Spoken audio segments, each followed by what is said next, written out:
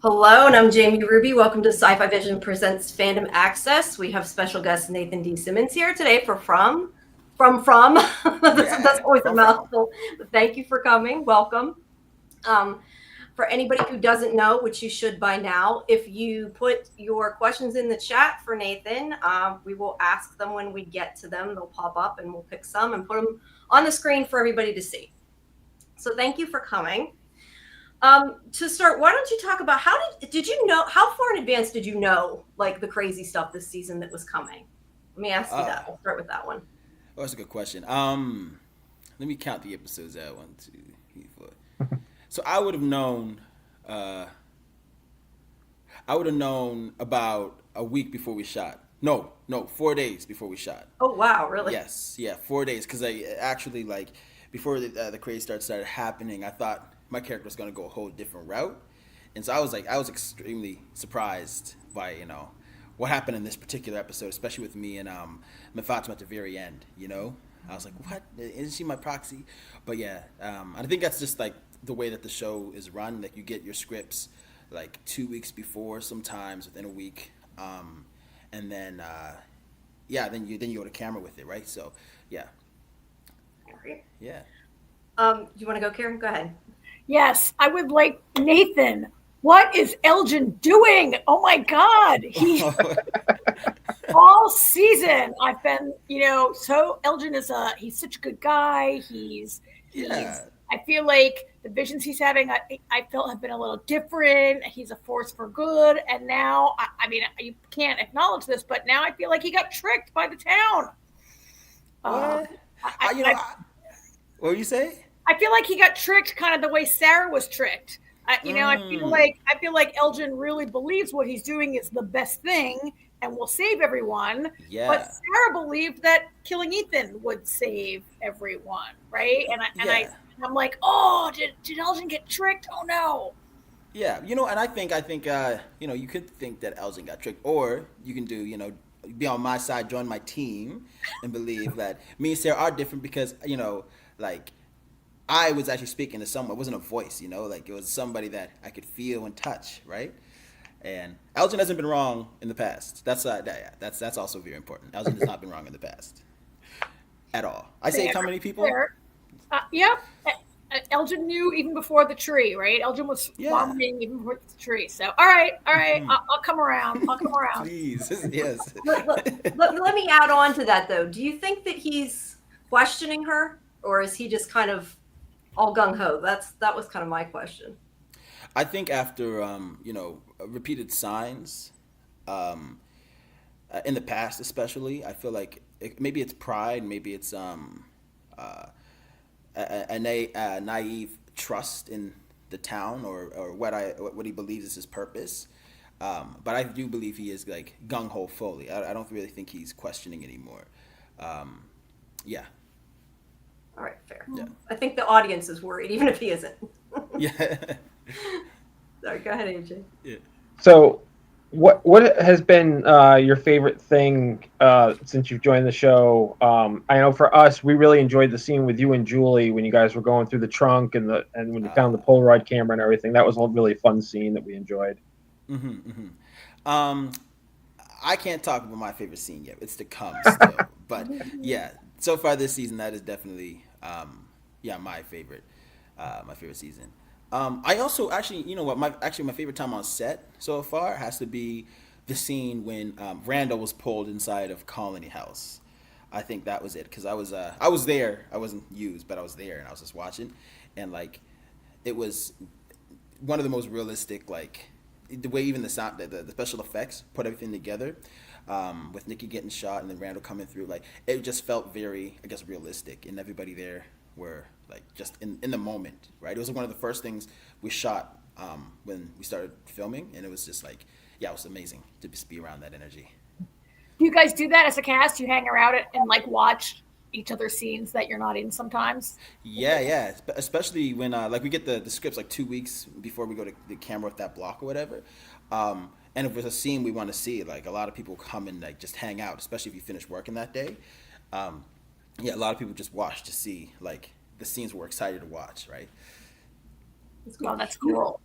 I was Yeah. going to ask, when you were down in Colony Basement with everything that's down there, the trunk and everything, I don't Mm. know if you guys went through more than we even saw on there, but do you, and you may not even know the answer to this, but do you know if the stuff down there, any of it is important? Because I know a lot of people are like pulling, a lot of the people like me that are deep diving into it are like pulling clues out of the background and everything else.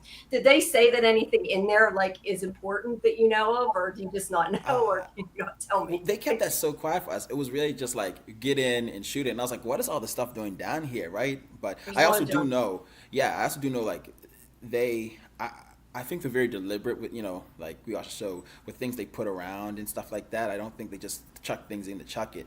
And I do know Jack is very particular with what like even like what is on a piece of paper too, right? So I'm thinking maybe there is something important there. I on the day though, I was just like just trying to focus on what I had to do, and also me and Julie were just playing around for like hours, just having fun, cracking jokes and things like that, right? So yeah. That's awesome. I'm sorry. I'm looking at the chat. If I look away, it's good looking at the chat. Golden Child says, "Does the kimono lady use mind control on Elgin, or is he making this decisions because he thinks he's doing the right things?" I don't know if you can see it on the screen or Ooh, not. That's why I'm I reading do. it. Yeah, But I see that.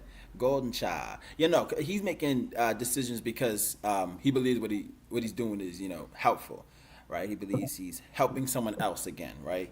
Um, like even I think what episode was that? Episode 7, I believe, where Kimona woman said, or 6, Kimona woman said to help me, to help me instead of whispering. So I think I was like, oh wow, this person's actually trapped. This person's stuck. Like I can actually help them. There's something I can do, right? So does yeah. she have a name, by the way? I had Just no, because I we had just no keep saying idea. kimono woman, it sounds funny. I just It wonder. is so funny. I'm wondering to Kimona what is her? I don't know. I have no idea what her name is. Um, no, no, not that I know of. No one said anything about her name. I Okay, guess. so you don't call her a I, nickname or something when you're talking about it. I just wondered. Go ahead, yeah. Karen. What's her name? Her name's Kimono Lady. Yeah, Yeah, Kimona Yeah, lady, kimono lady, exactly. kimono there you woman, go. First same name Kimona, difference. last name lady. Very common. When you work with her, like I've noticed a lot of the shots, like we see Kimono Lady, we see Elgin, he sees Hmm. her, but we don't really see them. Are you like performing against an actor who's a like I don't know how much of that is a practical effect on that person that we see, a CGI effect? Are you working with a person? Oh Uh, yeah, I'm work. Yeah, absolutely. The Komodo lady's real name is Shin. That was her real name, and it's completely different. It's completely like CG. They did a good job. Like when I watched the show, I was like, "Wait, who was that?" It looked nothing like the person that I was acting with, right? So, yeah. Only thing, the hands. The hands were like Patrick made them like they're like 100% like authentic. Everything else was CGI'd. So yeah, she looked nothing like that on the day either. So I got to enjoy the scariness or the weirdness of her.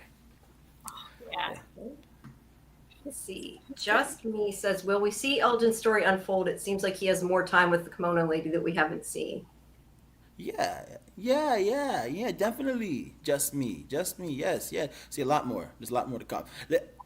I think you can, Jamie. I think you might have seen some future hints, but yeah, the rest of the season is it's amazing. Yeah, It's quite it is crazy. incredible. Yeah, it's incredible.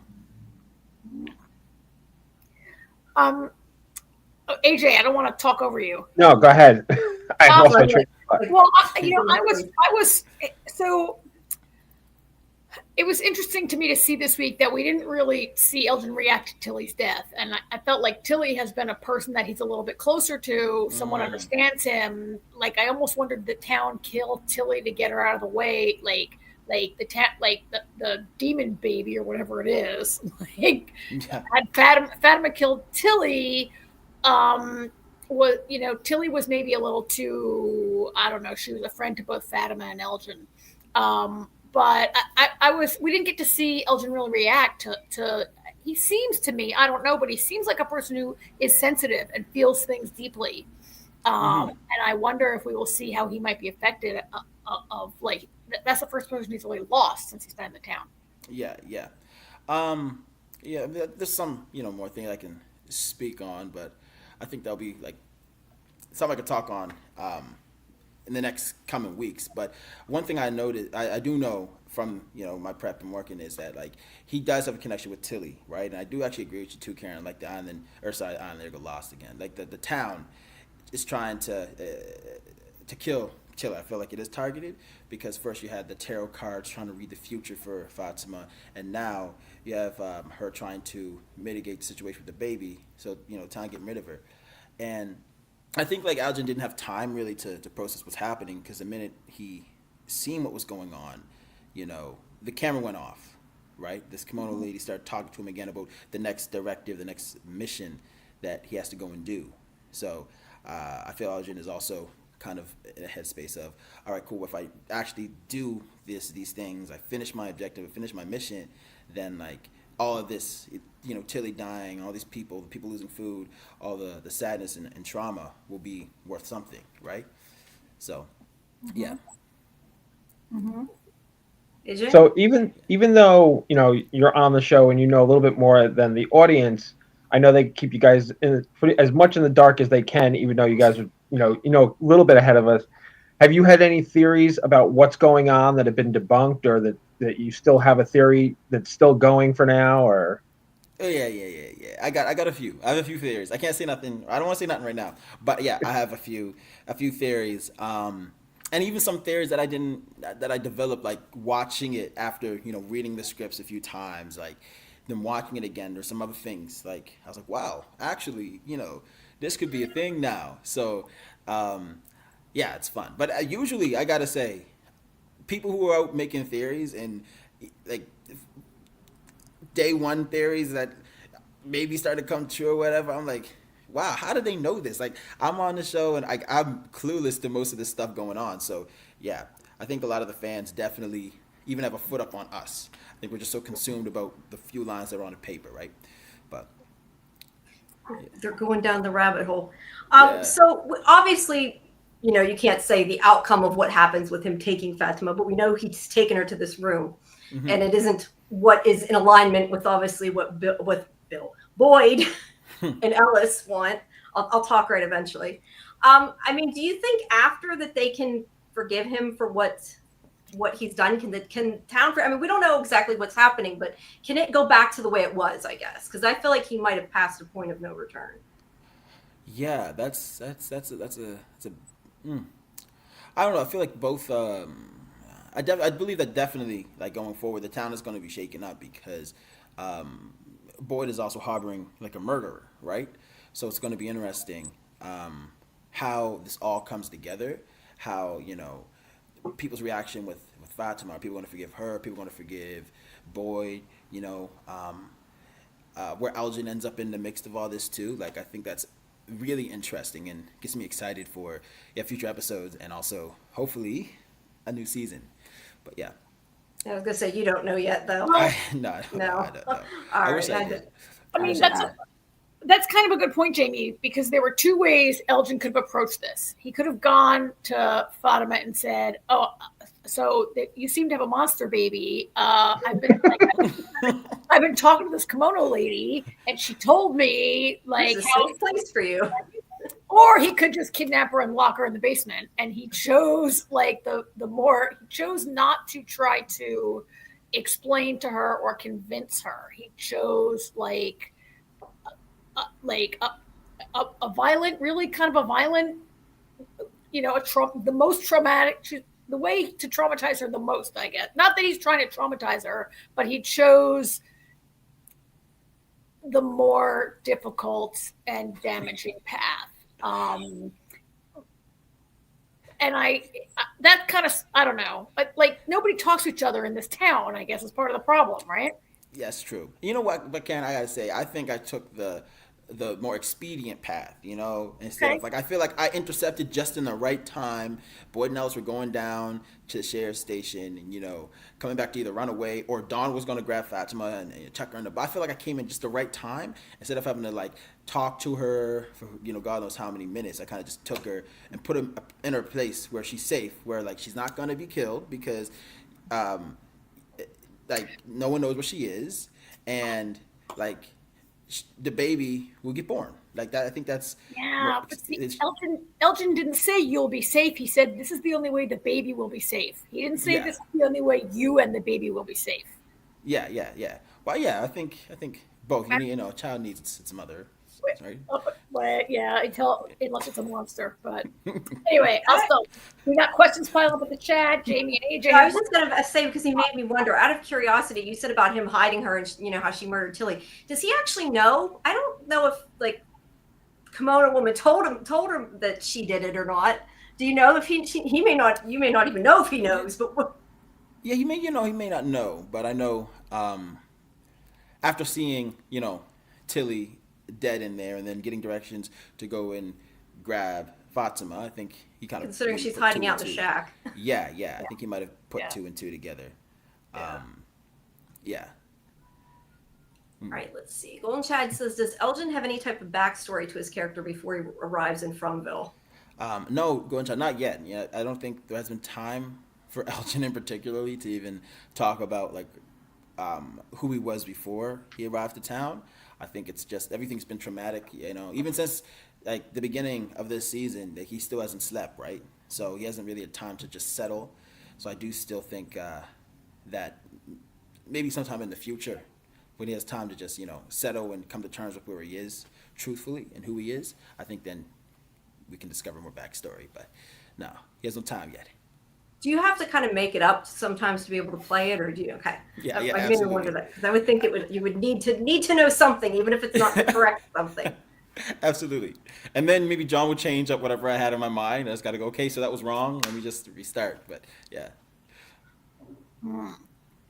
Yeah, I guess you'd have to. He has mentioned his grandmother more than once. I think that's all we Yeah. know about him is that he has a grandma. Yeah. And he loves owls. That's it. Oh yeah, Yeah. yeah, he loves owls. Um, he's such a quiet guy. He comes across like is he kind of shy? Maybe is he kind of sensitive? He's not the most talkative guy. And we have you, and you are much more outgoing guy, I think, than Elgin. Yeah. I mean, did you create that part of him? I know it's on the page that he's a quiet guy, right? No, I think I added that in there, because I feel like Elgin, especially in the scripts, he didn't have much to say. He was in a lot of scenes but wasn't saying much, or people would say things to him and he wouldn't really respond. He would kind of give like a blase answer or answer around whatever question was posed. But and I kind of put that in like maybe the kind of the social anxiety he has or untrustworthiness that he has to people in this place that he's in. And that's kind of what I would play on, like always not trusting the people around and trying to keep any truths or anything that he's seen or envisioned to himself so that people don't judge him or think he's crazy. That's something that I play around with a little bit. Yeah. Yeah.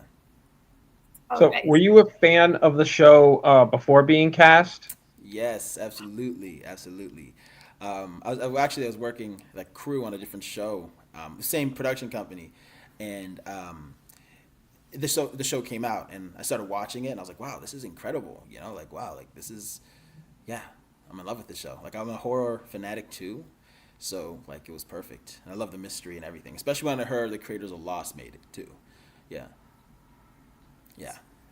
Wow, Game we've over. a few of your colleagues have been on this show, and some of them have told us they didn't watch the show, and they still haven't gone back. Like Samantha was on; she's like, "Well, I didn't want to watch it because I didn't want to know things that my character can't know." Yeah, and AJ bet said the same thing too. Yeah. Yeah. Yeah, AJ. Yeah. Mm-hmm. Yeah, I don't know how. Like I was obsessed with the show. That was funny because when I was so in love with the show when I got on it, it was like it was starstruck. I remember the first person I met was Cortion. I met Cortion at a testing site before I went to set, and I was starstruck. Cortion and Pega, I believe. I was starstruck. I was like, oh my god, like I'm obsessed with you guys right now. And then had to massage my way into that. So, but it's good. Yeah, I'm so happy. Yeah. So you said that you had theories, but what's like something that you really either wanted to know that we know and we all know found out the answer to, or something that you want to know that at least to this point we don't know? Like, what's the mystery that drives you crazy? I guess don't tell whether it's solved or not. Just in Okay. general, Yeah. like, what is it that you're looking forward to at some point in the future, maybe finding out? I want to and need to know like the origin of the monsters, like where they come from, and also why they behave the way they do, right? Like I don't really think I've ever seen one run yet, and that's also something very that always befuddles me. Like why aren't they? It's always a slow chase, even though they know if they go into a building with a talisman, they can't feed or whatever. I'm very curious as to why. Like that's one thing that really like that gets me enthralled into the mystery. Is this who are these monsters, right? Like where do they come from? Yeah. Yeah, You know that's what like a they remind me of? You're a horror fan. Did you ever read or see uh what's that Will Smith movie at the end of the world? It's based on a book called I Am Legend. Did Oh, you ever I read Am Legend, yeah. Legend. Did you ever Yes. read? Did you read the book or see No. the Omega Man? So the book, it was based on a novel, and it was a Charlton Heston movie called The Omega Man first. Oh, okay. The Will Smith is Gotta the watch third it. version of it, but in the book and in the movie, they're vampires really, and they come out at night and they're like, "Come on, open the door, come on out, Yeah. give up, just give up, let us in." And like the monsters in Fromville do that, right? They knock on the window, they're like, "Open up, come on." And Yeah, they yeah, really yeah. remind me of this classic like horror novel from what is that, from the 50s maybe, right? Shoot, that's crazy. Yeah, You I'll got have to to watch read the that. Omega Man. It's so bad. It's so bad. I'm gonna watch I it. was I'm gonna gonna say, I add Am this to my Legend is list. good though. Yeah, the Omega Man. I'm watching it. I'm watching it. And Yeah, then the second one was Vincent Price. It's called The Last Man on Earth, but they're all Last Man on they're all based on I Am Legend. I imagine. Wow, Mhm. wow. But I they're didn't know just like this. that's what I wonder if the monster. I want to ask Bender, are they inspired by like those monsters from the Omega Man? Yeah. Like, come on out, just open the door, give up. We're gonna eat you. Come on out. Oh, but there Let's is see. something creepy about that. Still, there is something creepy with that, though. I can't lie. With someone like just knocking on your door and just say, "Hey, open up. I got some for you." No, trust me. Trust me. There's something creepy with that. Yeah, I don't know. I'm in that town. I ain't helping nobody. I ain't letting nobody in. Let's see. It's a little I bit. know they've been asking stuff like this, but that's kind of with everybody. Will Elgin change his clothes? Good question. Oh man. You know what? Hopefully in season 4, and if I'm brought back, like, yeah, Hopefully you'll get it. I Well, hope. hey, you tried on stuff He's of the stinking, man. baby Elgin is stuff, so maybe stinking, that full of counts. sweat, full of blood. He's stinking. Like, oh my! And I know he's chafing all the time. Those jeans are tight. He's chafing for sure. Like yeah. I hope he has to change underwear or something. Cause yes, man. The amount I that I just don't sweat. remember the bird on his shirt. That's all I At least change the jeans. Just change the jeans. And I got a second sweater this season. I got another jacket, which was nice. But hopefully I can change the jeans at least, like just once. Yeah. That's good. That's Oh, something. look at that! He has a nickname on the boards. Did you see that? They're calling him Smelgian. Smells you know. Aw, God. that's not No, nice. no. I don't like that nickname. No, I don't like it. I don't like I think that. probably everybody there stinks, though. Let's be honest. If it was real True. life, Hey, Oh, yeah, they have to. Acosta in won't one change either, bathroom. right? Acosta won't change. What did you say? Acosta won't change her clothes either. Oh, I know. We're both gonna be stinking. Team stink. Yeah. Why do they have one? They have one bathroom in Colony House to begin with. so That's the true. problem. That's already. And this tub looks dirty. Nobody's Yeah. cleaning either. Oh wait, that reminded me. I knew somebody asked about the tub. Golden Child says was Kimono Lady trying to save him or drown him in the tub originally? Ooh, that's a Back good question. season That's 2, a I really guess. good question. I still do believe that Kumon was trying to drown him. Yes, to drown him, because from my understanding, from work I've done, Elgin only has like used to only have only has his dreams or visions or whatever while he's asleep, and now he hasn't slept. Because a kimono woman kept showing up inside of his dreams. And now that he hasn't slept, the kimono woman visits him and speaks to him, and directs him through Polaroids, for example. Changing our tactics. Change of tactics, yeah. But I think that's also something that piqued my interest as well. The fact that he he doesn't sleep at all. And now, and when the Komodo woman showed up, the first thing she did was try to drown him, and that caused him to wake up. Yeah. Yeah, he could be not thinking straight just because of that. I never even thought Yeah. about that. And I don't know Let's if I can see. talk about scenes that were removed at all. I don't know if I can, but Well, does it tell anything from the finale? If it doesn't tell from the end of the season, I would think. I don't know though. That's up to you. I don't want to get you in trouble. I'll keep that. I'll keep that for now. I'll keep that for now. I'll keep that. Okay. For now. Yeah. All right. Yeah. Let's see. Just want to know the general vibe with cast members when they revealed Julie through the rope. Listen. The cast wondered. That was my thing. I know a lot of people didn't care. I wanted to know. It drove me nuts. That was insane, and there's more. Oh my gosh, it's like there's a bunch of like what the I don't know if I can. I say what the f moments, like what the f, and what the heck is going on. That's we're a lot of us. Our mouths were just a gape. I don't know what the word is. It was wide. We're like. That was a pretty big thing. Oh yeah. That was big at first. Like that changed how we thought about everything. And then there's more too that it was just like, wow, like what is happening?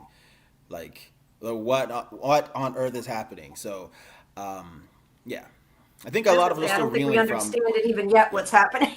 Yeah, like yeah, this is yeah.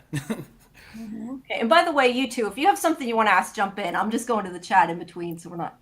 Sure, yeah, get those fans questions. Okay. Justin says, "Are we going to see Julie's Polaroid, or was that a red herring?" Who knows? I assume they mean down when you guys were in the basement. They didn't show the one. I'm guessing that's what they mean because I remember when people were trying to find out what it was on it. No, I probably have a feeling probably sometime in the future you'll see it.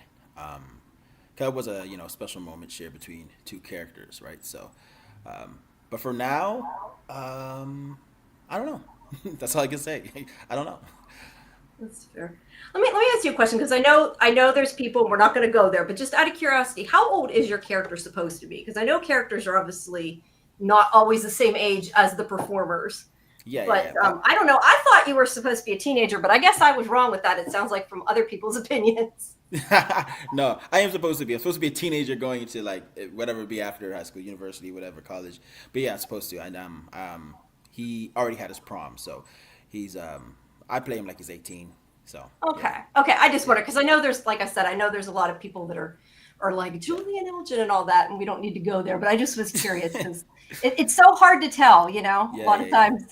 He hasn't said anything yet about his age, but 18 to 20 is about. All right, so he's a little bit old for her. He's a little bit old for her. You have shippers. Right. Have you been in a ship before? Like people are shipping Julie and Elgin, like Oh, relations. That's shipping. Oh, no. See, look, I think my boy AJ done stepped in, and I heard people are shipping Julie and Randall now. He's too old for her. Yeah, I know. But he's a bad boy.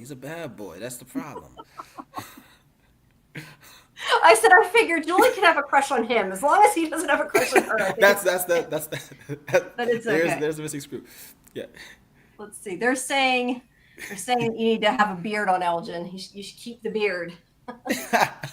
Maybe he'll finish puberty, between now and the end of the season or whatever. Maybe I'd love to keep a beard too, but yeah. Let's see. Swing coat creature. I'm not sure what this is. Oh, okay. I think the monster lady who wears that coat, swing coat. I think that's the one that was down in the cave with Victor recently. I think she's the one who said, "Oh, Victor, if you don't stop coming down here, we're just going to make you stay." I can't tell you anything about her. I know she's a monster and knows Victor, and has seen Victor multiple times in that cave. That's all I know. I was going to say, I don't think you could tell us even if you didn't know. Sorry. Yeah. Let's see. Same thing. Acosta's first name. We can't know. If she can't tell us, then I'm sure he can't tell us. Yeah, I have no idea. Acosta, that's all I know. Yeah, it's just Acosta.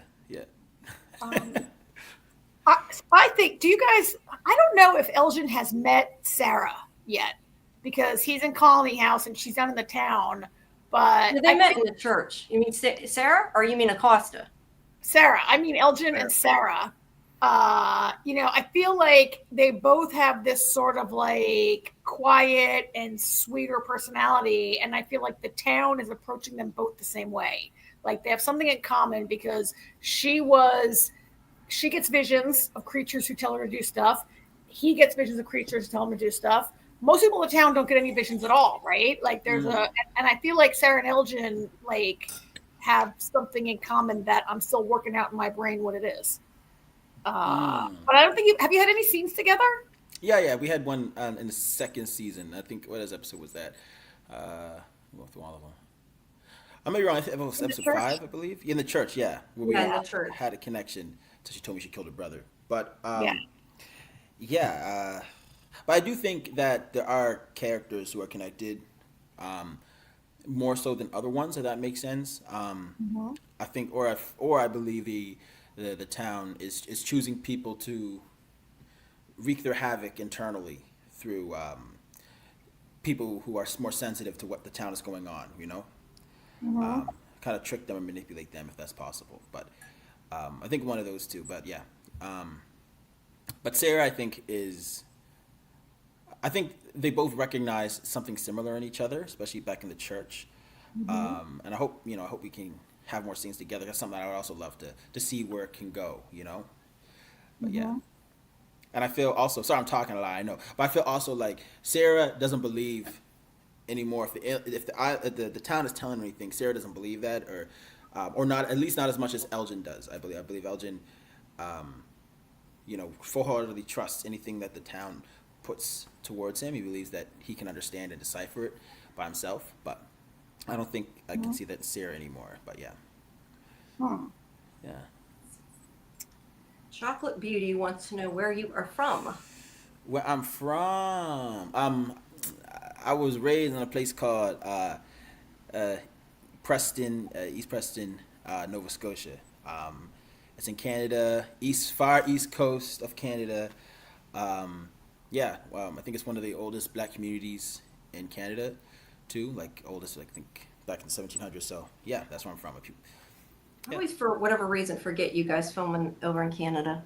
Yeah. Okay, let's see. Why was Elgin going back into Colony House when he bumped into Julie?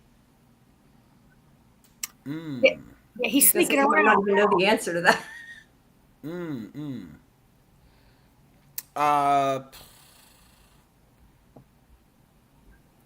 Why did I see you bumped into Julie? I'm guessing they mean when he almost hit her with the poker or whatever it was he swung okay, at that her. part. Okay, that yes. That's what I'm sorry. Yes. So let me just think again. Hold on. Why am I? There we go. Yes, thank you. I was just still there. Everyone else is left out. I think I believe that was the only one that was still in there. Still not able to sleep because of what I've been dreaming about and things like that. But yeah, Makes sense. just wandering around. Sandira is asking lots of things you outright can't answer. Let's try this one. Maybe this is more of maybe a set question. Is there a map in the diner? I don't know. I don't know if there's a map in the diner at all. No. Oh, there. Where did it come from? Shoot, no. No, I couldn't. No, let's leave that one. Let's leave that last one. Yeah. Yeah. Well, how about this? I know you can't answer this, so maybe tell us what your theory was originally. They're asking about the man in yellow. Obviously, you can't say anything regardless I can't say of nothing anything. about that. Let's just But can you talk? Can you talk theories, or you don't want to talk theory? Your own theory. The man in yellow. From the painting, from Victor's. From the painting. Or not Victor's. Miranda's painting. Yeah. Oh, yeah. I don't know that one either. I have no idea. Okay, I didn't think you could answer that one, but. I have no idea who that person is at all. I'm sorry, guys. I'm sorry. No, it's okay. I shouldn't have. That's why I'm like, should I put it up? Do you know Elgin's last name, or is this like going to cost the thing? Sorry, Williams. Okay. Yeah, Williams. There. Yeah. There's a good answer. I got a question.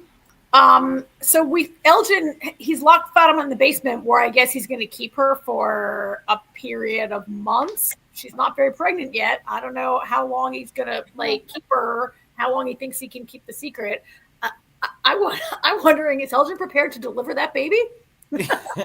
I think I was hoping that when the baby starts to come, that camera's going to go off and show him in increments how to.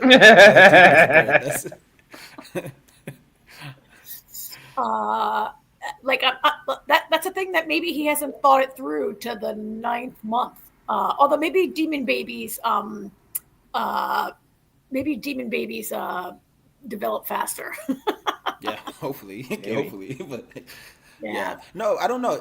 I feel once again, I think it's also part of the aspect of like not sleeping, right? Like I think he's not his rationality of, um, thinking things 100% through aren't exactly there because of sleep deprivation. But I think he just from trusting in this this direction, that he believes probably like it's divine, like, oh, do this, like you're chosen or something. Like I feel like that's it. He's hoping it's all going to work out.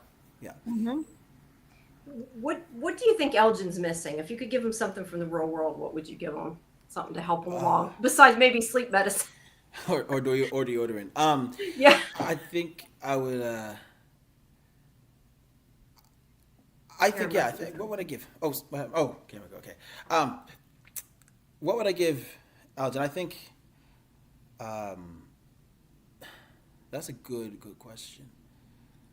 I think I wish I could give him maybe something from home, something from that he can remember, like something from his grandma, even like if he could have something his grandma, like a crochet owl his grandma made, some words in a notebook from his grandma, even a photo, something to ground him more, to who he is or who he was before he got to town. That's what I wish I could give him.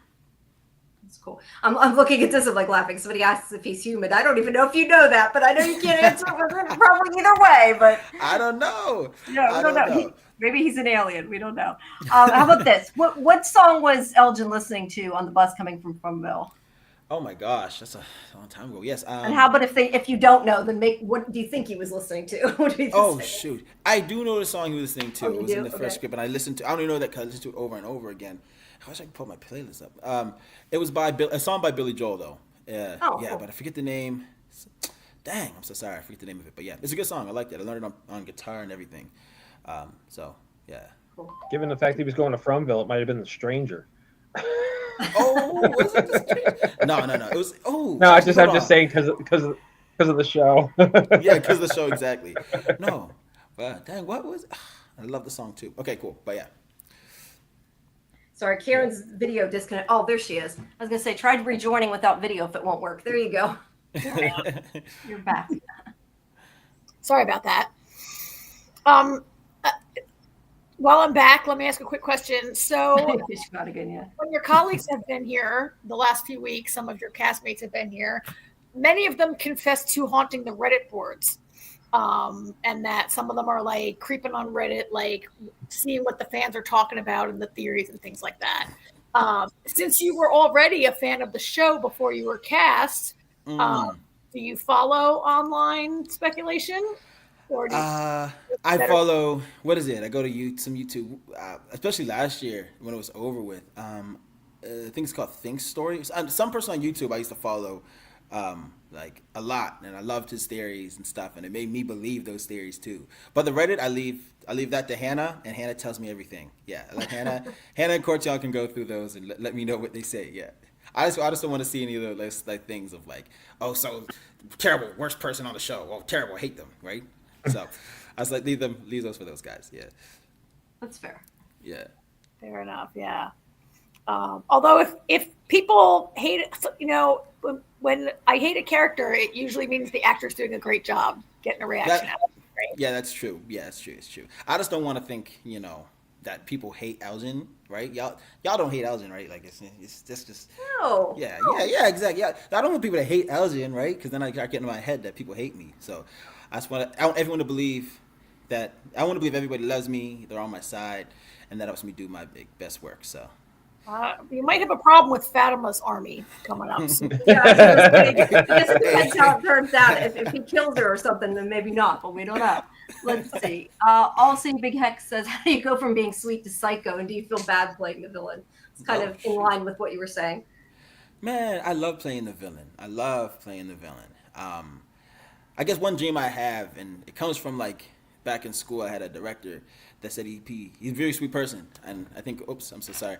He played Othello once, and he told me, his name's Philip Elgin.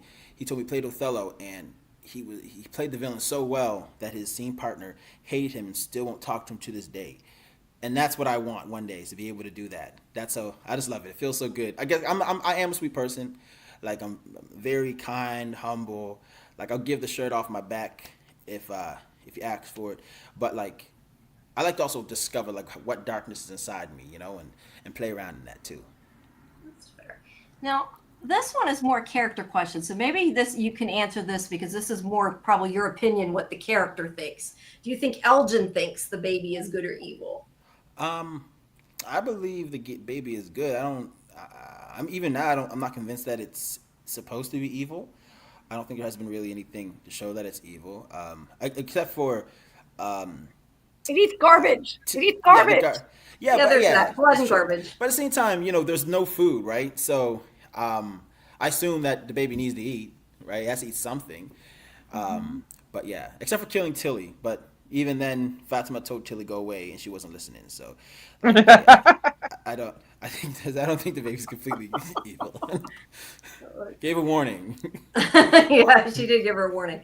I know this one person who comes on our show, PM. She's like always saying, "You don't touch a pregnant woman" when she says no. So, Exactly. so it's her fault, right? Okay, Well, just and Elgin didn't see when like Fatima's stomach like totally caved in and all the creepy like Mm. he hasn't seen some of the things she's going through. No, no, not at all. No, no, not at all. Yeah. Yeah. let's see. Tam C says, "Why do you think Victor doesn't trust Elgin?"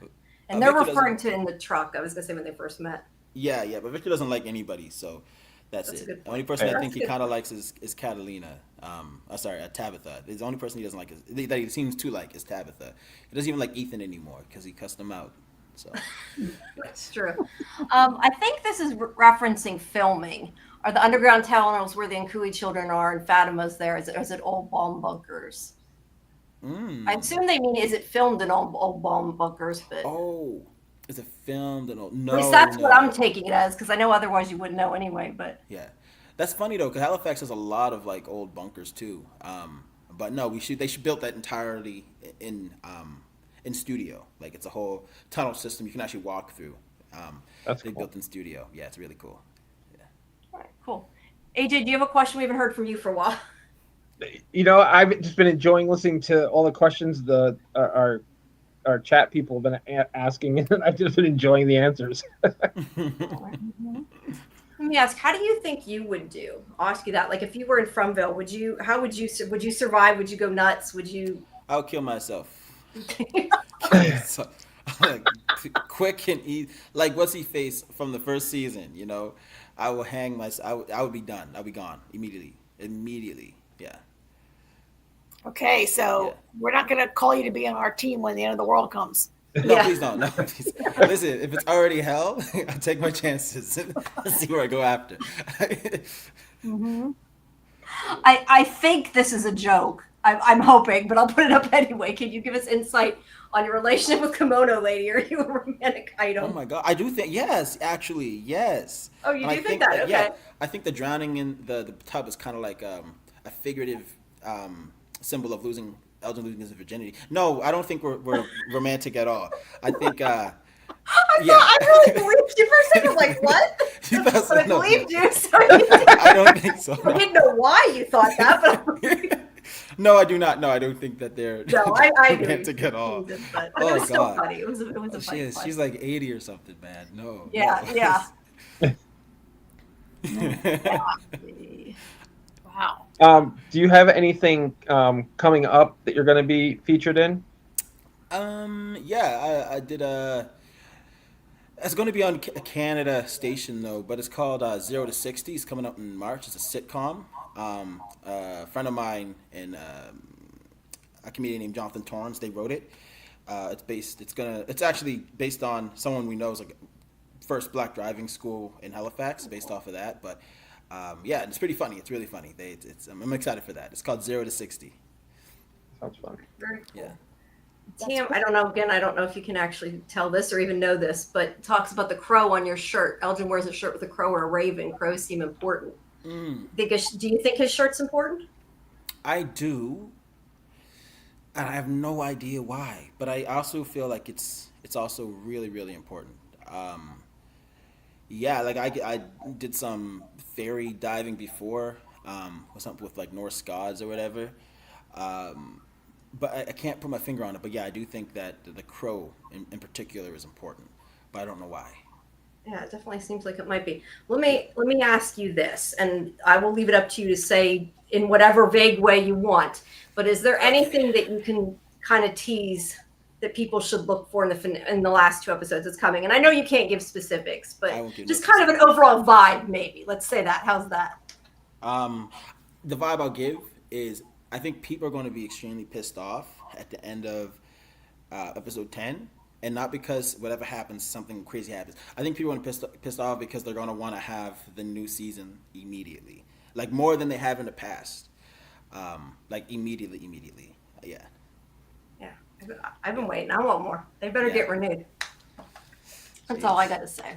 Yeah, that's the worst part about these like 10 to 13 episode shows is it's good because I feel like the story is more concise with the shorter seasons, Mm, but then you have to wait twice as long for the new season. So you do, Yeah, it you makes it do. hard. Yeah. I'm even like I'm pissed off too because I guess like it ends in like it's amazing to see. I think it ends incredible, right? Like I feel like every season has surpassed the last, and I think that trend is continuing. And I'm even hungry more for what's coming next, right? So, yeah, I think MGM's been pretty good about regularly every year getting. We have never had to wait 2 years, I don't think, in between. yeah, We're getting like one season a year. I'm hopeful. I know you don't know if you're renewed. I'm hopeful because the show has. It was always great, but it seems to have really exploded in this third season. mm, Yeah. And yeah, it really did. I can't, like, why would you cancel a hit unless you all suddenly want $1 million an episode or something? Yeah, no, none of us want that much. Yeah. We're all loving it. We're all. It's all for us. All for the vibes. No, I'm joking. That's not true. Don't quote that for anyone doing negotiations. No, it's not for the vibes, but it's fun. Yeah, I know we can't. I don't want to keep you forever. Let me pick another one out of the chat, that and we'll was start fun. to wrap it. Will the Fromcast attend some sort of Comic Con in the future? I mean, yeah, they. I know. Uh, they call them the. I'll call them the older people, the adults. I call them the adults. The adults all attended one just back in September, I believe, down in LA, I think. So hopefully, I want to go to one. I've never been to a Comic Con, but like I used to watch Comic Con events on YouTube, and I just think it's. I just want to see the environment of one. One day I want to feel that environment. So maybe get to go for free. I don't know. Yeah, you gotta get invited. Yeah. What else was there? Oh, I know. I had one more. Let me ask you more. And like I said, I don't want to keep you forever. I know you probably got to go. But what do you think would be the first thing Elgin would do if he got back? If he was able to do what Tabitha did and went back to the real world, other than I get think some he'd go sleep? see his grandma. I think he'd Go see see his his grandma. grandma for Okay. sure. I think that's the first stop. Wherever he ends up, he'll take the next bus. and take a All nap. right. Yeah. All right. What's this? Great. Okay, we have one. Let me do one more, and then I'll let you go because that just popped up. Did Elgin always have premonitions, or was it just when he arrived in Fromville? That's a good question. His first premonition is the one that woke him up. Yeah. The one on The the one that bus. woke him up. Yeah. That's his All first. right. Okay, interesting. Well, thank you. No, it's getting late. I think we kept you a little bit more than 45, but thank you. Oh, Appreciate she's it. fine. I'm chilling. No worries. I'm excited. I'm excited for everybody to see the finale, and I'm sure everybody's gonna love it, even if they're mad it's over. Yeah, man. It's good. No one, if anyone is unsatisfied, I think they need to go to therapy. Like, I think it's a good ending for real. It's you should be satisfied with it. Yeah. I think they will. Good. All right. Well, All thank right.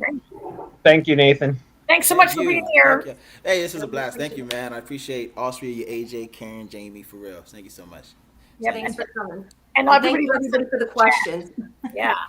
Yep, that's a good And question. before Nathan leaves, we have some more of your colleagues coming up in the next few weeks also. So Ooh, stay who? tuned. Jamie, who's next? Chloe? Hannah. Yeah, Chloe and Avery are on. No, that's next Tuesday. No, we have Hannah Friday. That's I Friday. just said it. I haven't Hannah. officially announced that yet, but guess what? Hannah's coming Friday. Hannah, all right. If you see Hannah, tell Hannah to answer her phone, okay? Tell Hannah to answer. We will tell her. Nathan said Listen. answer her phone. I don't know what happened. She's changed ever since episode 5 came out. Her energy's changed. It's just changed. So tell her, Hannah, answer my phone. Yeah, so that's all I have to say. Okay. Okay, cool. Yeah. All right. Well, thank you so much. Have a good night. All right, you two enjoy yourselves. Bye Okay. Good now. night. Bye. Bye. Good night. All right. Go back that to was here. great. That's whoops. We don't Ooh, want that. holy crap. There we go. We're trying to get the one that's everybody the same size, but it's not working so well. There we go. But yeah, I'm going like off my trying to think why I'm talking. I gotta look at the dates. Friday, we have Hannah. I don't know how to say her last name. Cherami. Anyway, Julie. She's Friday at 9:00. She plays And Julie. then Tuesday, we have Chloe Van Lanschut, who is going to be at 8:00. That's a different time, which we normally don't do. So She plays Christy. she had to reschedule. So, and then, Christy. sorry? She plays Christy. Plays Christy. Yeah, plays Christy. Sorry. Yeah. And then followed by Avery Conrad, who plays Sarah. That's also on the 19th. And then on the 26th, we have Elizabeth Saunders, who plays Donna. And I haven't told anybody this, but you two. And we're getting a date yet. We don't know what day it's going to be, but Peg is going to come on too. So Pega, who yeah. plays Fatima. Yeah, I never say they play. Who plays Fatima? Yeah. So we got quite a bit of people, and I'm still trying to get more. So hopefully we'll.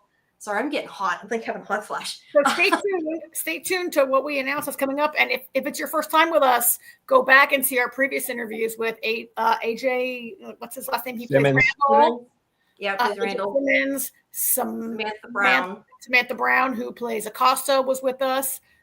Kenny Hay, Ricky Hay, who plays Kenny. Ricky Hay plays Kenny. He was here with us. And Elizabeth Moy, who plays Tian Chen. Yeah. And And those are all available, as are the other interviews that aren't part of our show are up on this YouTube.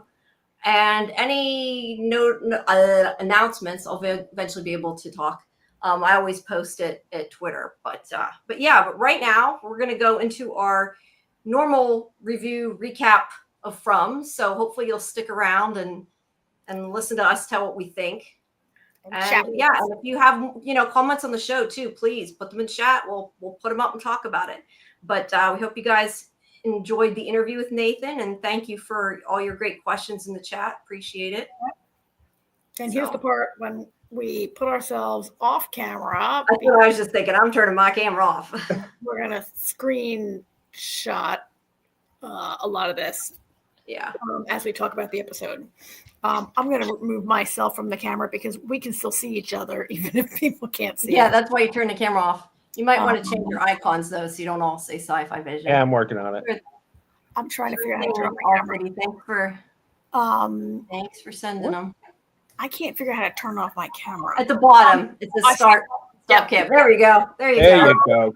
Again, it's episode 8. It's called Thresholds, which was a great name for it. And I had a much better experience this week than I did last week, when all I did was complain about how much I hated every person on the show. This episode for me, you guys, had like the most jump scares that we've had in a while. Like I'm laying on my couch in the dark and I was like getting like a little tingle or a little jump now and then. I learned something very, very, very important from this episode, and I learned it very early on. Apparently, it's okay to murder an old lady, but it's not okay to accidentally shoot somebody.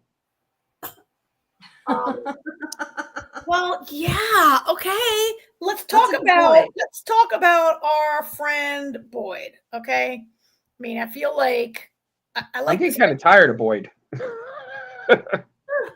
I mean, Boyd's got a real. So if you're in Boyd's family and you kill someone by accident, yeah, he's really taking a totally different tack, and it's a totally different.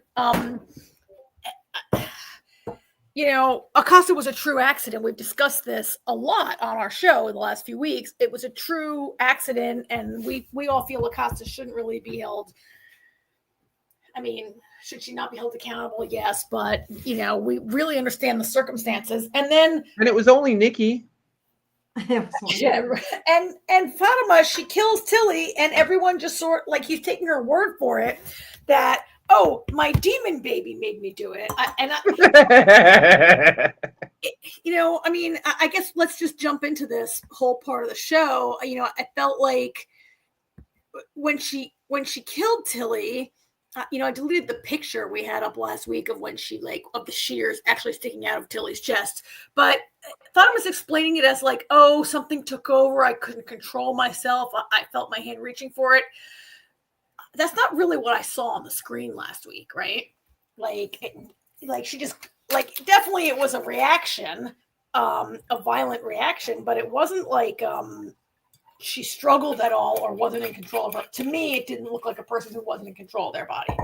But yeah. But at any rate, they just believe her, right? Yeah. And refuse to really take Donna's. The thing is that I find funny is that she's the one person that kind of seemed like she wanted to turn herself in. I mean, she was saying, "Don't tell me it's going to be okay. I killed somebody," and they're oh, it'll be fine. So I thought that was kind of funny. But I don't know. What do you guys think? I think what Boyd did, just thinking that he could hide it, was not a smart move.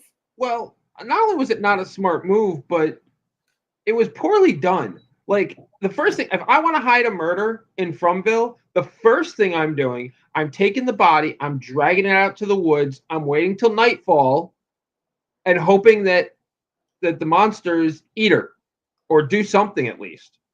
So then we could be like, oh no, poor Tilly, she was out after dark. Oh. But no, they just left her there. And I mean, what did Boyd think was going to happen? And then something really bad. I was surprised that they nipped it in the bud as quickly as they did. I really thought they were going to storm Sarah's house, but Boyd told Donna the truth first. But I was kind of looking forward to seeing that. To seeing a crazy mob go to Sarah's house and Boyd come in and confess that it was Fatima, and have everybody kind of slink off afterwards. Yeah. I think that they should have either, like you said, made them think that a monster attacked it. Although probably, to be fair, if they put it out in the woods, I feel like those creatures would just not do anything just to piss them off. So I think they'd probably have to actually cut the body up to do themselves. That would be my opinion. I think what would happen if they did that. But even if they just put her body in the woods and say that she ran away during the night, or she left, or she was in pain because of her cancer and she, decided to take her own life, something other than what he did. Yeah. Because I don't think that it can stay hidden. I don't think Acosta is going to let it go. Maybe if they brought her in, but they're not going to, I doubt, because she doesn't, listen to them. Yeah. But I like what David said in the chat, that it's possible that I mean, we know, all right, maybe Fatima didn't do it because the entity wants Tilly dead because of the tarot cards. I didn't think about that. Remember we talked about that with the crow, how we felt like the crow's timing was very interesting because Tilly was about to do the tarot reading. Yeah. So that's an interesting thought. Because we have so many good comments in the chat about this whole thing. I need to get my glasses on so I can see them all. But let me okay, so yeah, Boyd justified it by saying this place made her do it, which Donna is either this place made her do it or this place got to her, and either one of them is not good, right? This place made her do it. I'm sorry, Boyd, if this place made her do it, how is it a good plan to leave her unsupervised for maybe hours out in a cabin in the woods, right? No wonder she wasn't there when they got there. Boyd hasn't really, I guess Boyd's reacting and acting on the fly and hasn't really had time to make a good plan. I mean, here's a good theory, not a good theory, a good comment from David. The entity doesn't like Tilly because she had the tarot. I just said that. Oh, I'm sorry, I was not paying attention. Also, someone in our chat thinks Boyd is not human. And that maybe none of them are human. I mean, this is a theory. This is the, I honestly think none of them are human outside of the Matthews, Victor's dad, Randall, and Jade. So the people who we saw come in, basically everyone who was already there. And I think so. Yeah, a lot of people. Some people think Tilly's still sus too. So. Yeah, I mean, I think Tilly's dead, and on the show, dead people don't come back as monsters, right? So yeah, so far anyway that we know of. At any rate, I think it was a terrible plan to put Fatima. Let's put her in this cat lake, and I think, Jamie, to your point, let's put Tilly in the woods. I get it, but I also think as night starts to, as it gets to be sunset, and everybody's like, okay, let's get inside Colony House. Is everybody here? Oh, where's what? Wait, Tilly and Fatima and Ellis are all not here at sunset. Like that would be like very. Like, wouldn't that raise more questions? I just don't see like how. I mean, I guess we don't see this happen, but I sort of assume that they do a head count at night. Maybe they don't. Maybe they don't. Colony House is sort of like a freewheeling kind of hippie. Well, they've kind of lost their way. I mean, we talked about this last week how when we first meet everybody in Fromville, they had they chain people to to tie people to the bed the first night and kind of like initiate them in and have all these rules and everything, and everybody's gotten. I mean, it's a free for all now. So people being out and about and not around is kind of becoming the norm, actually. And it's interesting. I feel like, I mean, part of the reason everything's happening, I think, the way it is because the TV show wouldn't be very interesting if we were still in those stages of the show. But I think it's interesting that things kind of started to go a little ape shit when Tabitha showed up. I mean, so that's really our entry to the show. Oh, you mean when Tabitha came back? When Tabitha came back? Well, no. I mean when they first got there, when Tabitha and when Jim, the Matthews family arrived. Yeah. I mean, granted, that's our introduction into the show, but you hear about how things were before that, and now all of a sudden things are like nuts. It never snowed before. No one ever had a baby before. Yeah, things are changing. There was, during our interview with Nathan a few minutes ago, there was a comment in the chat about Fatima's pregnancy and like wanting to know how she got pregnant. Not like where do babies come from, but like how is it that finally someone's pregnant? What's that all about? It's never happened before. What is it going to start happening to other women becoming pregnant? I was thinking about that today. I was like, gee, are Fatima and Ellis the only people of childbearing age who are having sex? Jim and Tab probably not having sex for a whole number of reasons that we can run down. And she, Tabitha might be old enough to not easily conceive. And then, like, I mean, I guess I kind of assumed that, like, when Kenny was moving into Colony House, he said to Donna, "Oh, do you still have all those sex parties?" But like, Colony House, kind of a joke. Like, nobody, like, that's a good question. Like, why'd she get pregnant? What's that about? Is it about Fatima? Is it about Elgin? Is she even really pregnant? And like, could it happen to other people that they could get pregnant? The one thing I was wondering, and I don't know that it matters one way or another, but if she is pregnant and we can't see it, do we really know that when she thinks she got pregnant? Because we're talking about like you were saying, is she going to be in there for months? Because it seems like she's barely pregnant now. But if we can't see the baby, maybe she's like already very pregnant, and we just don't know it because we can't see it. Yeah, but I think her belly would still be. I don't know. You mean like she can have a big pregnant belly, but nobody can see it? Like it's not visible to them? Like I just meant like maybe the thing is not like nothing's like there's visible. A spell. Like, well, I mean that kind of Jamie goes back. Maybe she would have wondered if she was pregnant before.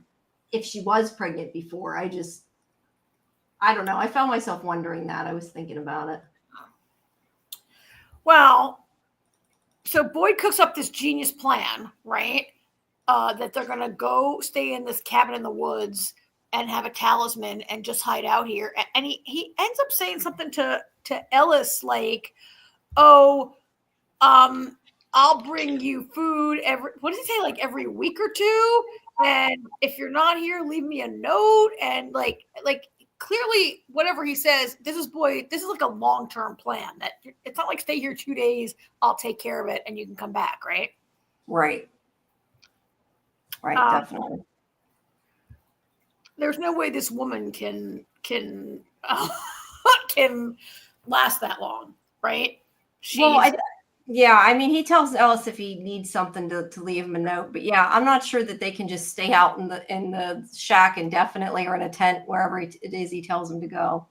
I mean, I kind of think the whole idea is not a great idea. I said that from the beginning.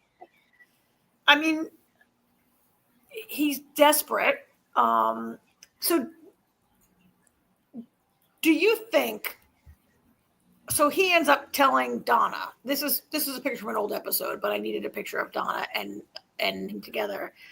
He tells Donna pretty quickly. He gives in. I mean, granted, like Fatima has wanted to confess. Ellis is like, let's just tell everyone, they'll understand, whatever, right? Mm-hmm. Do you guys think that was the right move on Boyd's part? Yeah. Yeah, I don't have a problem with him telling Donna, but I think it shows. Sorry, go ahead. Go ahead, Jamie. No, I'm just going to say, I think it shows that Boyd is not really being a very good leader because, and I'm not saying he shouldn't necessarily put his family first. I mean, maybe he should, but if he's trying to be a leader, he shouldn't be putting his family first. And I feel like Donna is thinking about the town. He's not. And she's kind of like, I can't just not tell anybody. If you don't do it, I'm going to do it. And because my other point was, and I didn't get to this because I was answering the other stuff, but I think the problem is too why they couldn't just leave like the thing with Tilly go is because you can't have like an unknown murderer in the town. I mean, yes, they blame Sarah and they try to kill Sarah, but take Sarah out of the equation. Say they don't think Sarah did it. They still couldn't leave it that way because nobody is going to be safe in a town where they think there's a murderer because people are going to start defending themselves and start attacking people because they can't trust each other. And then they'll lose all trust in the town and it would go downhill.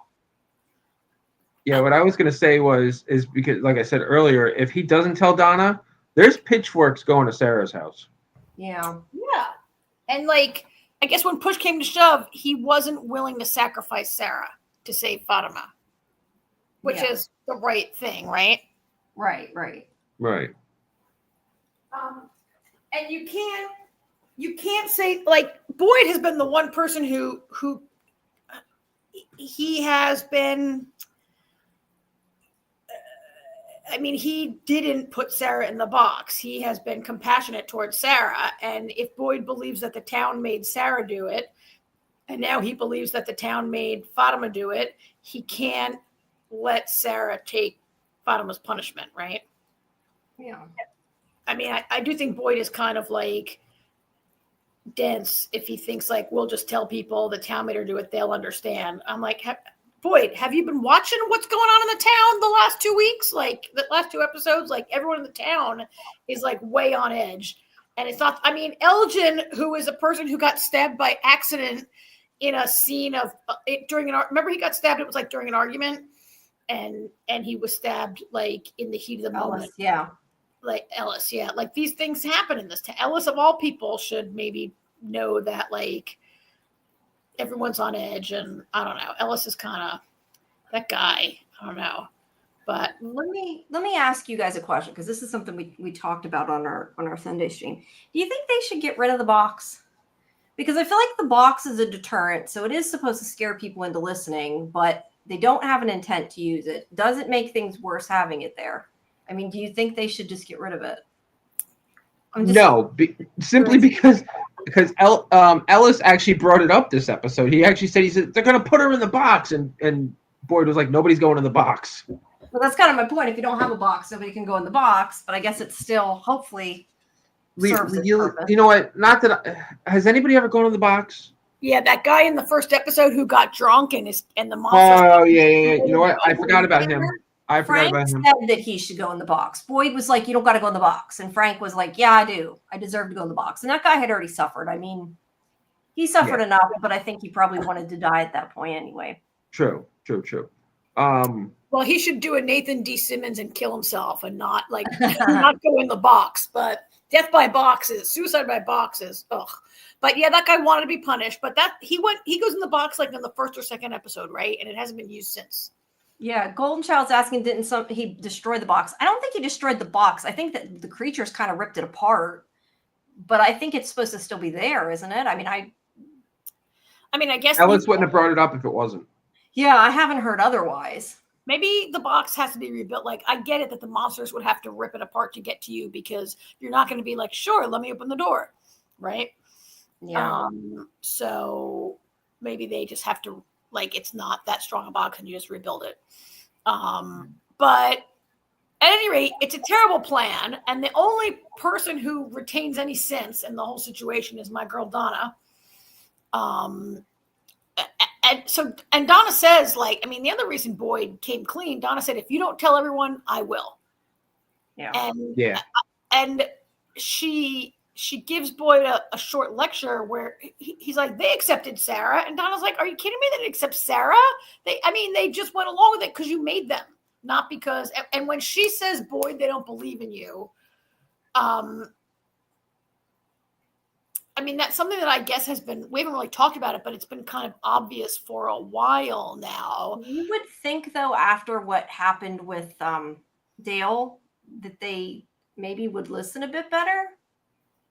No. Just because he was trying to say, this is why I'm giving you rules, but I agree with her. I don't think they do believe in the same way. I thought they would, and then they didn't. You know what? They should put him through the faraway tree instead of the box. Think of it like this, though. Roll the dice, right? Think about it. The three of us don't trust Boyd's decision making anymore. So what do you think? How do you think the people in town feel about him? Yeah. It kind of goes hand in hand. I mean, we're feeling what the town is feeling. I mean, it's kind of how this always goes. Yeah. It's like a situation. So we don't want to talk politics on this program, but you know how rule of thumb in the American elections is like whoever the party in power takes responsibility for the economy. With economy's bad, the president is losing. It doesn't matter if you were if you're Ronald Reagan, if you're, I don't know, Jimmy Carter, if you're anybody, like it's like the situation is bad. They just don't trust Boyd. Boyd could have really good rules. Boyd could be a good sheriff. He's not right now, but people are terrified and Boyd doesn't have answers and they just don't trust him anymore. And they just want a new sheriff who has answers. Maybe. I mean, they're not trying to depose him as sheriff, but they don't. I mean, I think that's partly why they have lost faith in him. They're terrified and he doesn't have answers. But he hasn't. But he hasn't been like his usual reassuring self either. Boyd's definitely lost a step. He's very shouty, right? He's very shouty, and he's not trustworthy anymore. I mean, the people see, he kind of plays sides. Yeah. David says that Boyd was the old hero, and Tabitha and Jade are the new heroes. I love that. I do too. I think maybe people would listen to them. I think somebody does have to step up. I don't know that it would be them, but I think somebody needs to. Well, and if you follow David's comments, David has done a lot of thinking about the hero's journey in literature and like if these characters are if you follow the hero's journey and you could argue that not argue, but like the Chromonocle is a hero's journey, right? Like the book that it's a quest. And so I love that these two are the new heroes. I also think it's quite telling that the new heroes, we're going to talk about this in a bit, Tabitha and Jade, are the only people who talk to each other. And therefore, they are getting answers when nobody else is. Yeah. Right? Like Boyd has not really come clean about everything that happened to him in the tower, in the well, right? Like he showed up with some worms, but he hasn't really like if I went to Fromville, I would be like mandatory meeting 4:00 every day or 9:00 every morning. We talk about all the crazy shit that went on last night and we all trade information. But nobody, right? There's no like. Well, I think people are afraid to. Even like Nathan said earlier that like Elgin ain't going to tell people he has visions. Nobody wants to. They're too scared to. I don't blame them. Yeah. And yet everybody at this point, nothing should surprise anybody. Like, okay, you don't want to tell me you have visions? Like 5 other people have already said they have visions, right? Jade tells everyone he has visions. Victor I think he tells Tabitha, and he's told some people. I don't think he's like randomly told everybody in the town. Hard to say, right? We don't see everything. Yeah, but I mean, like random Joe may not know people are having visions and probably is afraid to say anything. I don't know, but there are monsters. Like, why would it surprise you? Monsters come out every night to kill people. Yeah. Nothing would surprise me in that town, Yes. I think no one is going through the previous resident stuff in the diner. That's strange. That's a good point. I would be because they found that book with the symbol. Maybe there's something else, interesting in there, including Elgin, who could get some clothes in there. All the clothes are down there. Elgin. No one. Check the PMs, guys. Yeah, right. Nobody. So I think Boyd is really coming to a crisis point. Like, I don't know how Boyd can continue on without some sort of a moment of insight, a breakdown. Like, he's at his breaking point, which is what this whole season has partly been about the town trying to break Boyd. Break other people, break a lot of people, but they have said they want to break. Like, the monsters were like, we're going to break you, right? They told him that. Yeah. And I think he's getting close. I don't know. What do you guys think? Yeah, I mean, I think he's definitely closer to breaking. Yes, I think he's. Yeah. Yeah, I mean, he's having a monster grandchild. That might be rock bottom. I would like to see. I think if he would rely on Donna more. Donna's his. Does he have a best friend in town? Donna's his partner in running the place, or maybe he needs to cede authority to her. Although she doesn't really want it. She wants to be in charge of you know what? I think the person that needs to step up is Kenny. I think Kenny needs to step up. He's kind of, I like the little investigation that him and Acosta were doing. And I love Acosta when she's like, wait, you have somebody that's killed people walking around town? Yeah, yeah. He's like, well, it's complicated and it's different. And she's like, how? Right. And honestly, I know Karen had a big problem with Acosta last week, and she's a little overblown. But Acosta might actually be exactly what they need. Because she doesn't know anybody. She doesn't know anybody. There's nobody for her to play favorites with. But I think Kenny needs to be the one to step up and have Acosta with him, because I think it's a good dynamic, because I think while Kenny is friendly with everybody, Acosta doesn't know anybody. She can just look at the facts of things. Yeah, and maybe that restores order. Just me. This is just in regards to what we were saying. Thinks Ellis dying would break Boyd. I do think that too. I think that would break Boyd because he already lost his wife. He didn't lose his wife. He had to kill his wife. Well, yes. You're right. That's even worse. Which, in fact, he lost her. They also think Acosta is going to step up. They agree. Miss Quinn is on the shipper train, I guess, with Kenny and Acosta.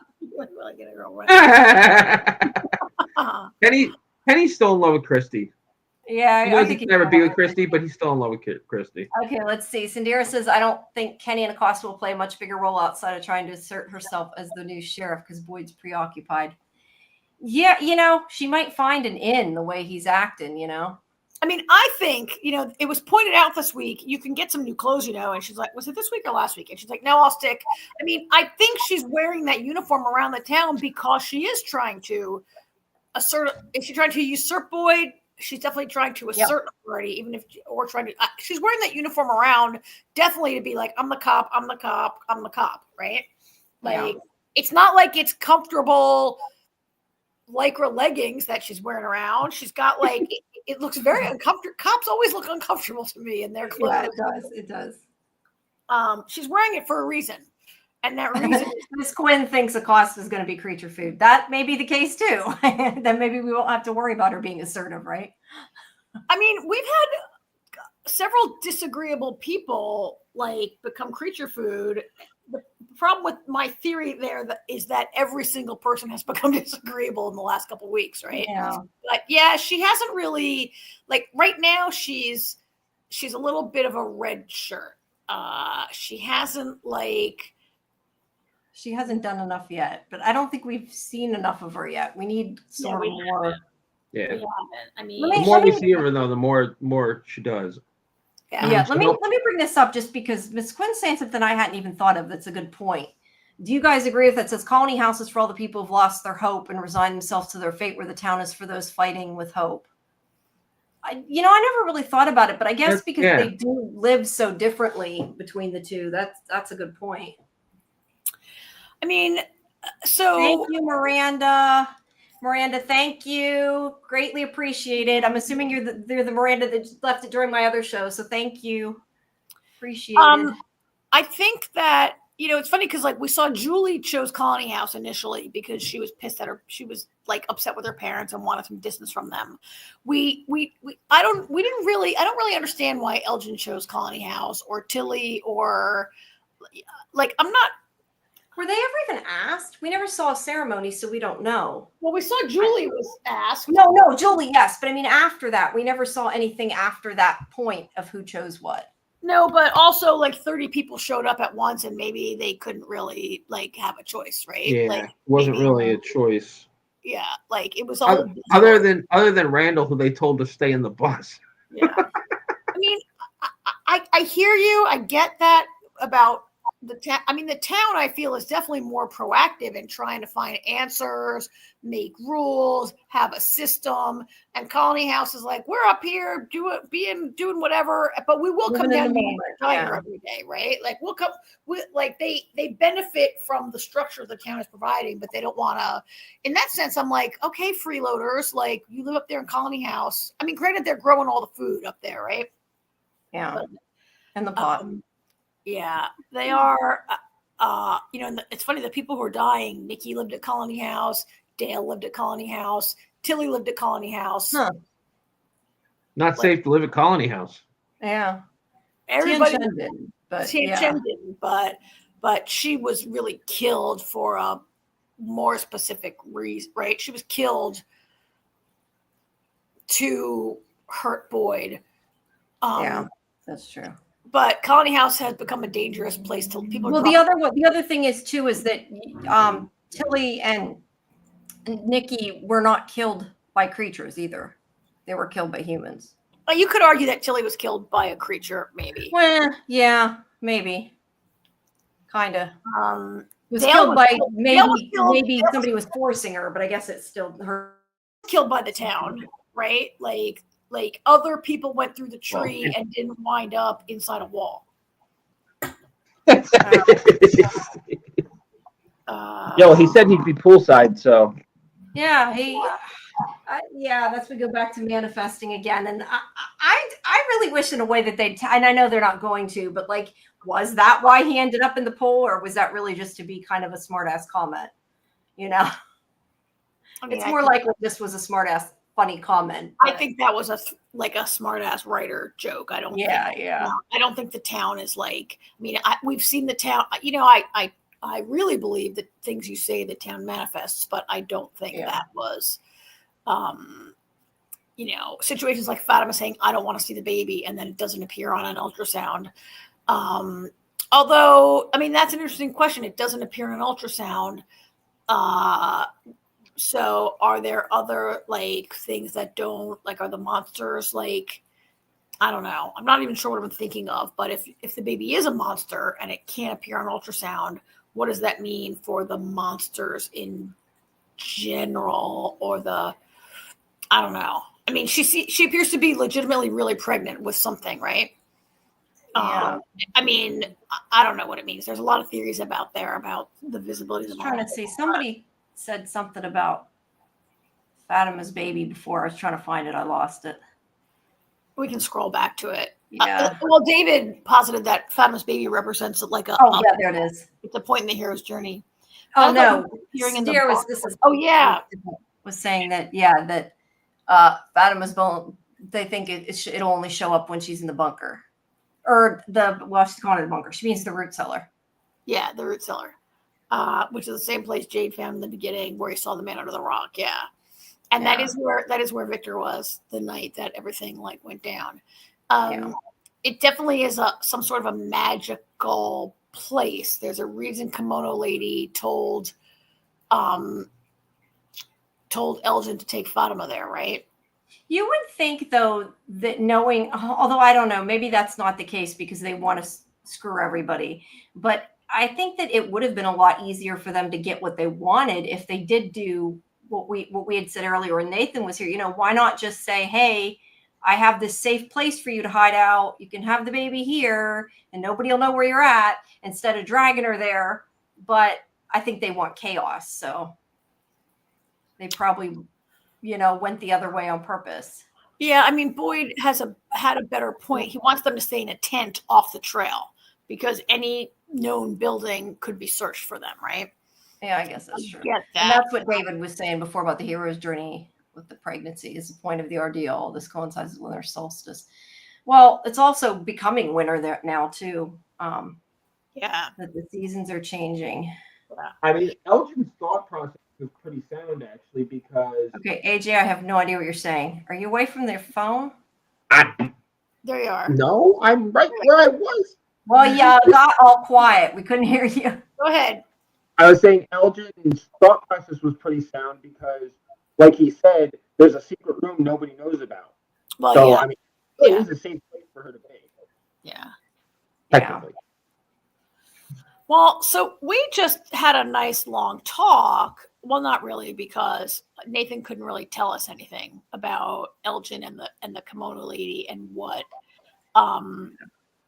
he decided to do when he gets a photograph last week of the root cellar. He gets this photo this week that guides him to, and there's the picture of the crow on his chest. He gets a photo this week that guides him to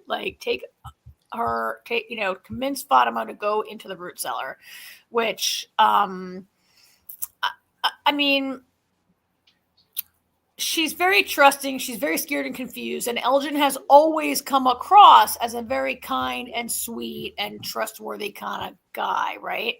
Yeah. So I could see why Fatima never says, like, wait, how do you know? How do you know I killed her? And how do you know where to find me? Like, she doesn't ask these questions, but I get that. Does he know, though? That's what I was asking earlier. Does he actually know about Tilly? I don't know that the Kimono Lady actually told him anything about Tilly. I mean, he knows she's dead, but I don't know that he knows Fatima. Although, Trey, did he say like the baby did it or something? No, I can't remember. I don't know that he knows. I don't think it matters. I don't think it would change him. If you, I'm sorry, but if you are taking advice from this person, I don't think you really, like, it's not going to make a difference what Fatima has done. Like, that's a good point. This person is guiding him right. This person and a magic Polaroid are guiding him right now. So he Fatima doesn't ask these questions, but she's not in a mental state to be like, wait, what? She's like looking for anyone to help her. Like, I get why she would do that, except, they get down there and she's like, I think I'll go with breakfast outside. And then this happens, which is horrible. Yeah. That was horrifying. It was. Sandira is talking about that room. Believe when Victor arrived, they tried to free the entity, which is why there's already a bed in there. It did not go well. When Victor I don't know. I think we were before still positing that it looks like maybe it's supposed to be Jade with the maybe Fatima's giving birth to the entity. Yeah. So I want to put a pin in that, AJ, because you just made me think of like the whole Julie business. So when we talk about the Julie, let's circle back to that, right? Yeah. And the apparent circularity of what's going on here. Yeah. My main thing I just wanted to say really quick about Julie is I wish that, like, I get that Randall wouldn't go because Randall's, smart and is like, hell, I ain't going back there. Nothing's good here. But I think that when Randall didn't go, I wish she would have asked Marielle to go, because I would have loved to have seen if things went differently if one of the Cicada 3 was there.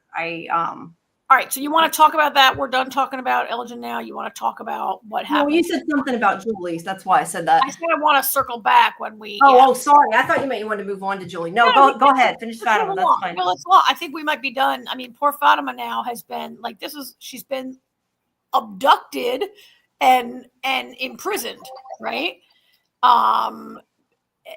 By nice Elgin, who I don't know. I believe that Elgin believes he's doing the right thing. Yeah. Sarah believes she was doing the right thing right up until she almost tried to kill Ethan, right? Yeah. So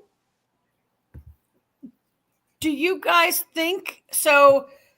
Elgin says, like, this is where you'll be safe with the baby. He says, yes, you're pregnant. The only problem is it's not yours. Yeah. You think it's Kimono Lady's baby? The thought crossed my mind when he first said that. Like, who's like maybe Kimono Lady? I don't know why someone came to the town. Like, maybe Kimono Lady came years ago, and this is a cycle. Like, maybe she came and she was pregnant, and are we like reenacting some sort of cycle? I don't know how she got to the town dressed in this lovely kimono. I don't know why she looks different than like everything else. Like, what kind of entity is she? You mean why her face is looking like that? Like she's preserved like a mummy instead of like instead of being like she's like a mummy. I don't really know. Like, could like what does Elgin mean? Is it her Cruella's baby, or does he mean like it's the town's baby? Don't know. Whatever the force is that's in the town. But Golden Child thinks Kimono Lady works with the big bad and brought Fatima there to have her baby. So yeah, I mean, maybe that's the reason we talk about before about like fate and are they there? Does that certain people have reasons for being there?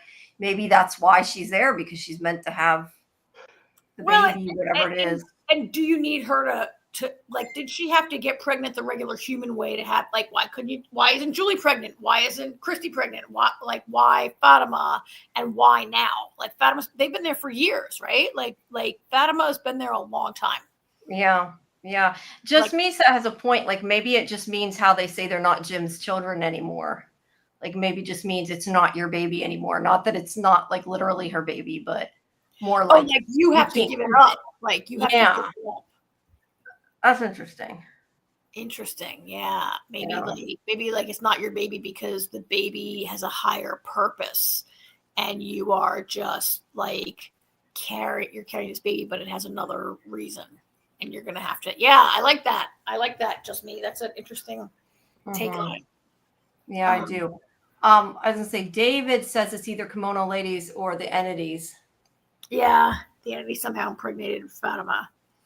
I think it's definitely not human, no matter what. I don't think it's like a normal human baby. I know, and I don't for the life of me. I'm so bad. Maybe it's a worm. I'm bad with my memory, but there's also this some people who think, I can't remember who to attribute it to, but they think it's going to be like worms or something, or a spider or something, and it's going to be something crazy like that. Is there anybody who thinks that she's not pregnant at all and it's a figment? I don't, just because I think that it would be too like boring for this show. I just don't think they'd do that after this whole storyline. Well, I mean, but like she could be not really pregnant, and it is to make Elgin believe she's pregnant for whatever Elgin is going to do next, right? Like Elgin drew his own blood. We didn't talk about that. I presume to feed to Fatima in the basement. That would be my guess. That was what I immediately thought. Yeah. Like, and I saw 3 jars, and I was like, dude, you can't take 3 quarts of blood and be able to walk. You'd be in bed for like a month. He should have cleaned the jar first. Just saying. Well, I mean, she eats garbage. She doesn't need clean blood. Okay, that's true. Golden Child says maybe it's because Fatima couldn't have children. That's why. Like, maybe it had to be somebody who couldn't. And you know, I've been saying over the weekend, and I always forget what we're talking about. Oh, I know. I was saying about Tabitha, like going through the tree. Sometimes I wonder if it's kind of like with the Philosopher's Stone in Harry Potter, like the one who wanted it but not to use it. So like, you know, she didn't want to have a baby, so is the one that can have the baby. Or like going through the tree, Tabitha really didn't want to necessarily leave because she was wanted to be with her family. So maybe that's why she was able to, like a kind of opposite thing. I hear you, although I wouldn't say Fatima didn't want to have a baby. I didn't get the impression that she would have liked to. Well, I think, she couldn't have one. Yeah, I guess I didn't say she didn't want to have a baby. She couldn't have a baby. Yeah, she believed she couldn't have a baby. Yeah. Sindira doesn't think she's pregnant. So thank you, Sindira. Thank you. I think it's possible that it's a big old mind a mind play, a mind trick that the town, I was wondering for a long time, is she pregnant because, why is the town messing with her? Maybe it's all a ploy for what Elgin needs to put Elgin down his path. I mean, Elgin is a person who has visions and is maybe called in a way that Fatima hasn't until now, right? Could it be to drive Elgin down his path? I'm with Sindira. I think it's possible that she's not really pregnant. I mean, yeah, it's definitely possible. That wasn't my thought. And I think it would be a good story turn for Elgin to have committed this terrible thing, and we'll see what happens next, and then for her to turn out she would have never been pregnant in the first place. Yeah. I mean, I don't think that this is the answer. I think Elgin's going to be disappointed. I don't think that. I mean, it's clearly not the answer. Like Elgin needs to do what the Komodo said, "Help me, and I'll help you all go home." I believe that's a lie, because we have a. Oh yeah, I think it's don't the writers theoretically have? I think 5 seasons they had envisioned for the show, right? Yeah. I think I've seen talk of 5 seasons. Yeah. They had planned 5 seasons if they get it. So it's too soon for them to go home. So this was horrifying. We'll see what happens next with her. In the meantime, idiot Julie. I called it last week. You did. Yeah. You did. I mean, we saw it last week out in the woods with this, this ruin that we knew what it was, and you knew she'd come back. We knew she'd come back, and Randall says to her, and I thought it was a really important line in the show. Was it this week? Randall says to Julie, "There's nothing here that wants to help us." Julie's trying to convince him. I think they were in the hospital bed. Yeah, they were in days, and she's like, "Let's go check it out. This could be the answer. This could help us give the answer." And Randall says, "There's nothing here that wants to help us." I think he's right, except maybe the boy in white. I think maybe the uncouth, and maybe the children. The fact that I think part of the reason she wants to go though is because she does say it quiets the voices, like it makes them stop. Well, my guess is that's to lure her in. Jamie, it did for 5 minutes. It's not like she's been there 50 times and every time she goes there, it quiets the voices. For the 2 minutes that they were there last week, it quieted the voices. No, but I mean, I assume that's might be part of why she went back too, was all I meant. Well, yeah, because it intrigued her because of the way she felt when she was there with Randall. Yeah. I feel like it. Finally, Ethan actually has a purpose for a change. Okay, and yet the utter irresponsibility. I was getting to that. That's why I was getting to that. I was just gonna say he has a purpose because of her, saying, "Hey, this is like your story. What would you, what should I do if I was in your story?" And he tells her, which I thought was good. But that's when I'm like, okay, Ethan, you stay over here. I'm going to walk in there and, keep an eye on me. If anything weird happens. No, she's like, hold my hand and let's go in together. Like, no, dummy. I mean, it worked out anyway because they went in and he didn't see anything and nothing happened to him. He was still able to go get help. But I would never would have let him go in there with me in the first place. Yeah.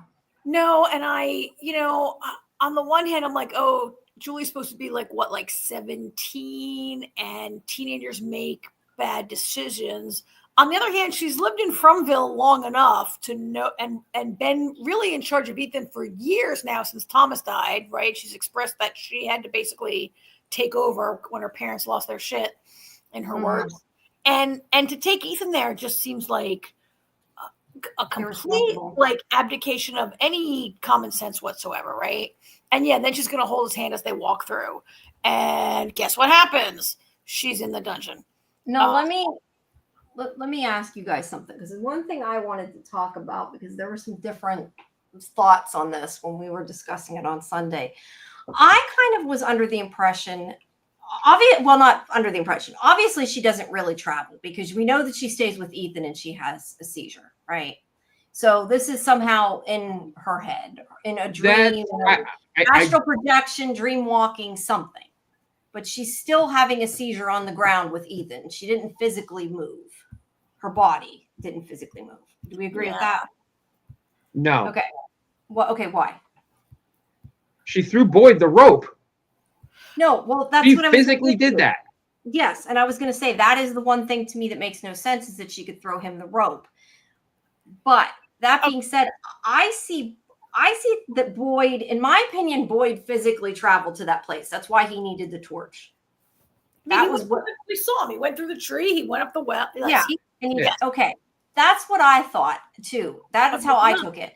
But Julie was making this point that when Boyd was, now the thing with the tree, no, but when Boyd was like after in the ruins and stuff, he had kept blacking out with the ballerina and that, and Kenny was there and helped him. So I don't know. She thinks that maybe he was like not really there either, and that it like he sort of not dreamt it, but it's some sort of dreamscape too. And then it would make sense that she could affect it. But I don't know. That to me doesn't necessarily make tons of sense. So I think Julie did not go anywhere. Julie was simultaneously seizing in the woods with Ethan, in this room hearing the screaming, and then who was screaming but herself chained to the wall. There were three versions of Julie like existing in this space simultaneously. I think it's a space that maybe like it is a space where the barrier between worlds is thin or multiple. I don't think it's a multiple realities. I just don't have a better word right now. I don't think this is a show about different realities, but I don't. No, I think somehow. Let me finish.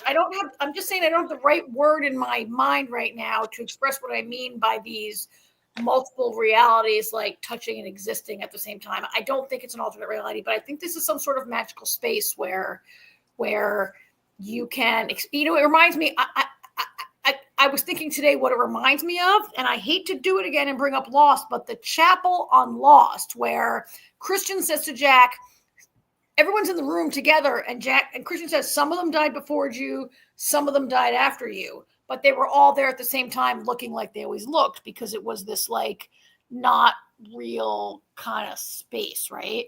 So that's kind of what I think this is. This is not a real place where she was. You know what I mean? I don't know what I mean. I know, but I do think there's some form of time travel involved, or at least not necessarily physical traveling, but her mind is moving through time to some extent. All right, well, hold on. No, it doesn't have to necessarily be time travel. But there is some kind of weird time dilation going on there. Yeah, some kind of. There's a difference between time travel and time dilation, and I think it's the tower has some kind of weird time dilation. But I think the biggest thing, I mean, yeah, everybody's happy. Oh, we finally know how Boyd got the rope. I think the more important thing is how the hell does Martin know her? Yeah. He says Julie. He's like he sees her and he's like Julie. So how does Martin know her? But here's my thing. He says his name's Martin. He gives Boyd that whole story. But could he have lied to Boyd? Because I thought he could be Randall. That's what I was thinking. I think Martin is Randall because I think he lied to Boyd about the story because Boyd's not ready yet to know what the truth is. I thought it was Randall. I know his name is he's supposed to be Martin and everything. Immediately, though, his recognition of her, I immediately thought it was Randall. So 2 questions with that. Why would he have tattoos from being in a war that he wasn't in that he doesn't have now? And why isn't his face all jacked up? I mean, he does have a beard, but I would think you could tell if he had a humongous scar. Do we know that Randall doesn't have tattoos? Well, I don't know. I thought we've seen him. Maybe I might be thinking of pictures online. I don't know. But they were supposed to be tattoos from like a war from I don't remember. I'd have to go back. But like a really old military tattoo from like a war past or whatever.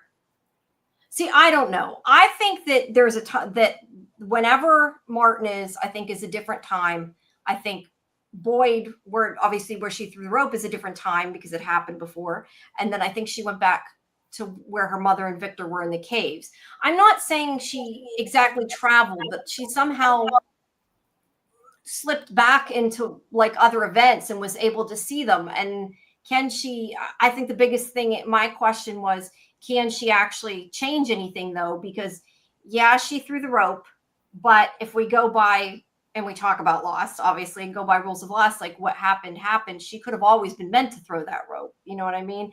But I don't understand how she can be having a seizure and not really there, but was able to throw the rope. That part's what confuses me. Well, because the rest of it, except for the rope, the rest of it could have been a vision, right? Like she sees the three of them chained up and screaming, and clearly that's the screaming she hears in her head. And then like she hears her mother, but she never sees her, or they don't interact. Like it could have been granted a vision of things that had happened, but there's the rope. I wish she would have looked down the well. She asked Martin who it was. He didn't tell her. She should have looked.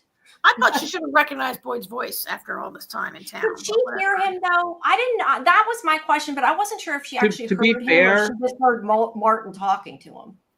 To be fair, he's in a well, so his voice might sound different. Kind of like when you put your hand over the telephone.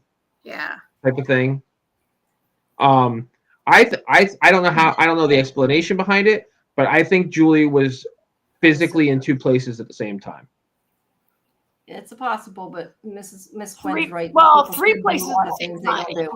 Three places. She's chained to the wall, and she's looking at herself, and she's in the woods. Okay, yeah. There you go. Yeah. So at that moment, yes. She was in three places. Do you notice how when she screamed for it to stop, they stopped screaming? We talk about manifestation and everything. I think she can control it and just doesn't know it. So, Jamie, do our commenters think it's time travel, or do they think it's? Does anybody have a theory there in the chat? Just me says she's jumping all over, but it's like she went through a far away tree. So I don't know if they think. David says the rope is like the grandfather time traveling paradox.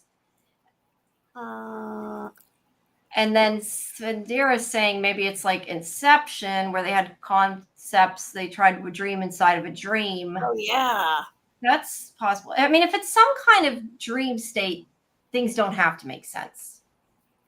Yeah, but these are physical things we've seen before. Goldchild says it's a dream dimension. I told you, Julie thinks it's some kind of dream thing.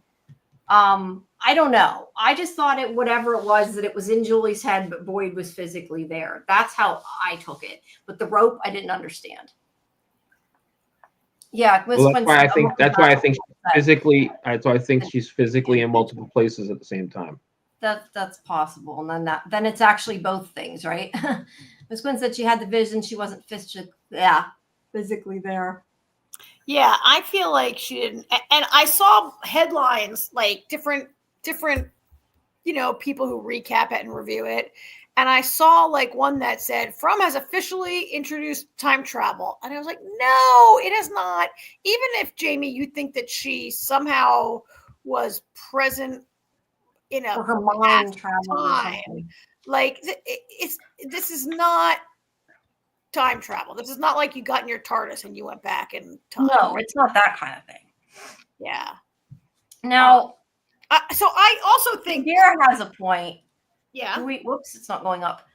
Maybe it wasn't even real, and that Boyd wasn't really there. But it's I guess the point is whether she traveled through time, whether her mind traveled through time or not, she was able to see past events. We agree with that. I mean, she was seeing something and hearing something that previously happened. Yeah. I mean, I guess just means that maybe they're all having visions. I mean, maybe it didn't really happen to Boyd either. Who knows? Yeah. I mean, and there's the part, I was just thinking there have been theories since season 1 that this is all like Victor created it. It's in Victor's head or Victor manifested it. But I think it's just as likely that it's Ethan who manifested it. It follows the chromonocle so closely in season 1 and 2, but still continues to really have those themes that like, did Ethan? You mean this part of it, not the whole thing? The whole show. Well, how could Ethan have invented it though if he wasn't around back before when it happened in the past? Well, we don't know. We never saw one thing before maybe the whole thing started when they walked in there. Like we are no, but I mean, Victor's been there for 40 years. Ethan wasn't there 40 years ago. Victor tells us he's been there for 40 years. And Victor like recounts stories of being there for 40 years. But really the whole thing, like we don't really like the people on the show only know what Victor tells them. Like if the Matthews family is our entry point, they are our entry point. We see them in scene 1, right? Like everything starts with the Matthews family. Like could it all be fake and Ethan made it up? And like they tell us what happened, but the show, no action began. Like the show begins with the Matthews family, right? Maybe in that crash, maybe everybody died but Ethan, and that's how he dealt with it. He made up a world. Yeah, I don't know. I just thought of that. Yeah, I don't know.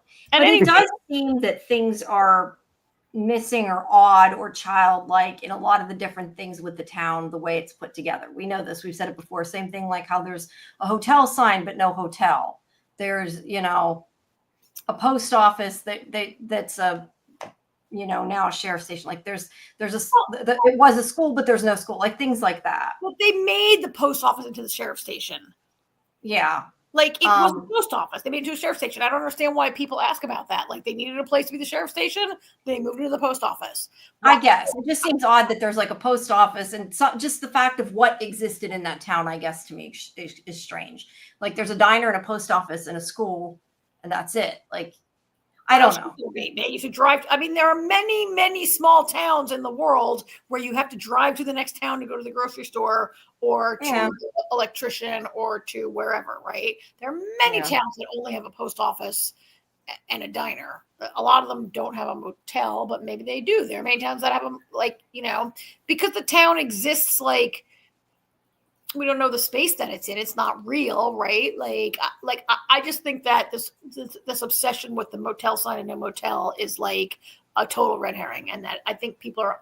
For me, it doesn't bother me one bit, and I'm surprised at the amount of attention it gets on the internet. Actually, I don't know, but like Miss Quinn saying how Frank and his family was killed.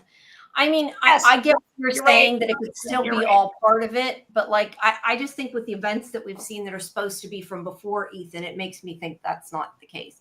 I mean, you could be right. I mean, I know more than you do, but I could absolutely be wrong. I often am. I'm just speculating that if you believe it's in a kid's head, I mean, and children are maybe a big key to all of this. Like Ethan. Maybe not Ethan, Julia, maybe not children, but Sarah's very young. Elgin is supposed to be 18, right? They're 18 to 20. Like the younger people have more of the experiences, I think, than the old. I don't know. Then you got to, maybe I'm totally wrong. You have Tilly who like totally, I should stop having ideas because I have to just. You debunk your own ideas. You can have that idea. The place does seem not put together right, though. I mean, like the whole thing with the electricity and that. So it does make sense in some ways. Yeah. Let's see. And Miss Quinn is saying about the from town in Canada. I know that you can go on Google Maps or whatever and look at some of the. Oh, that's so cool. The whole town, the way it's put together for filming, anyway. That's pretty cool. Now, David says if it's in someone's mind, it's likely the collective consciousness of the Uncouey kids. I like that. Yep. I do too. I like that. I don't think this is in anybody's head other than any more than Lost was in Hurley's head. Okay. Yeah. I'll be honest with you. I feel like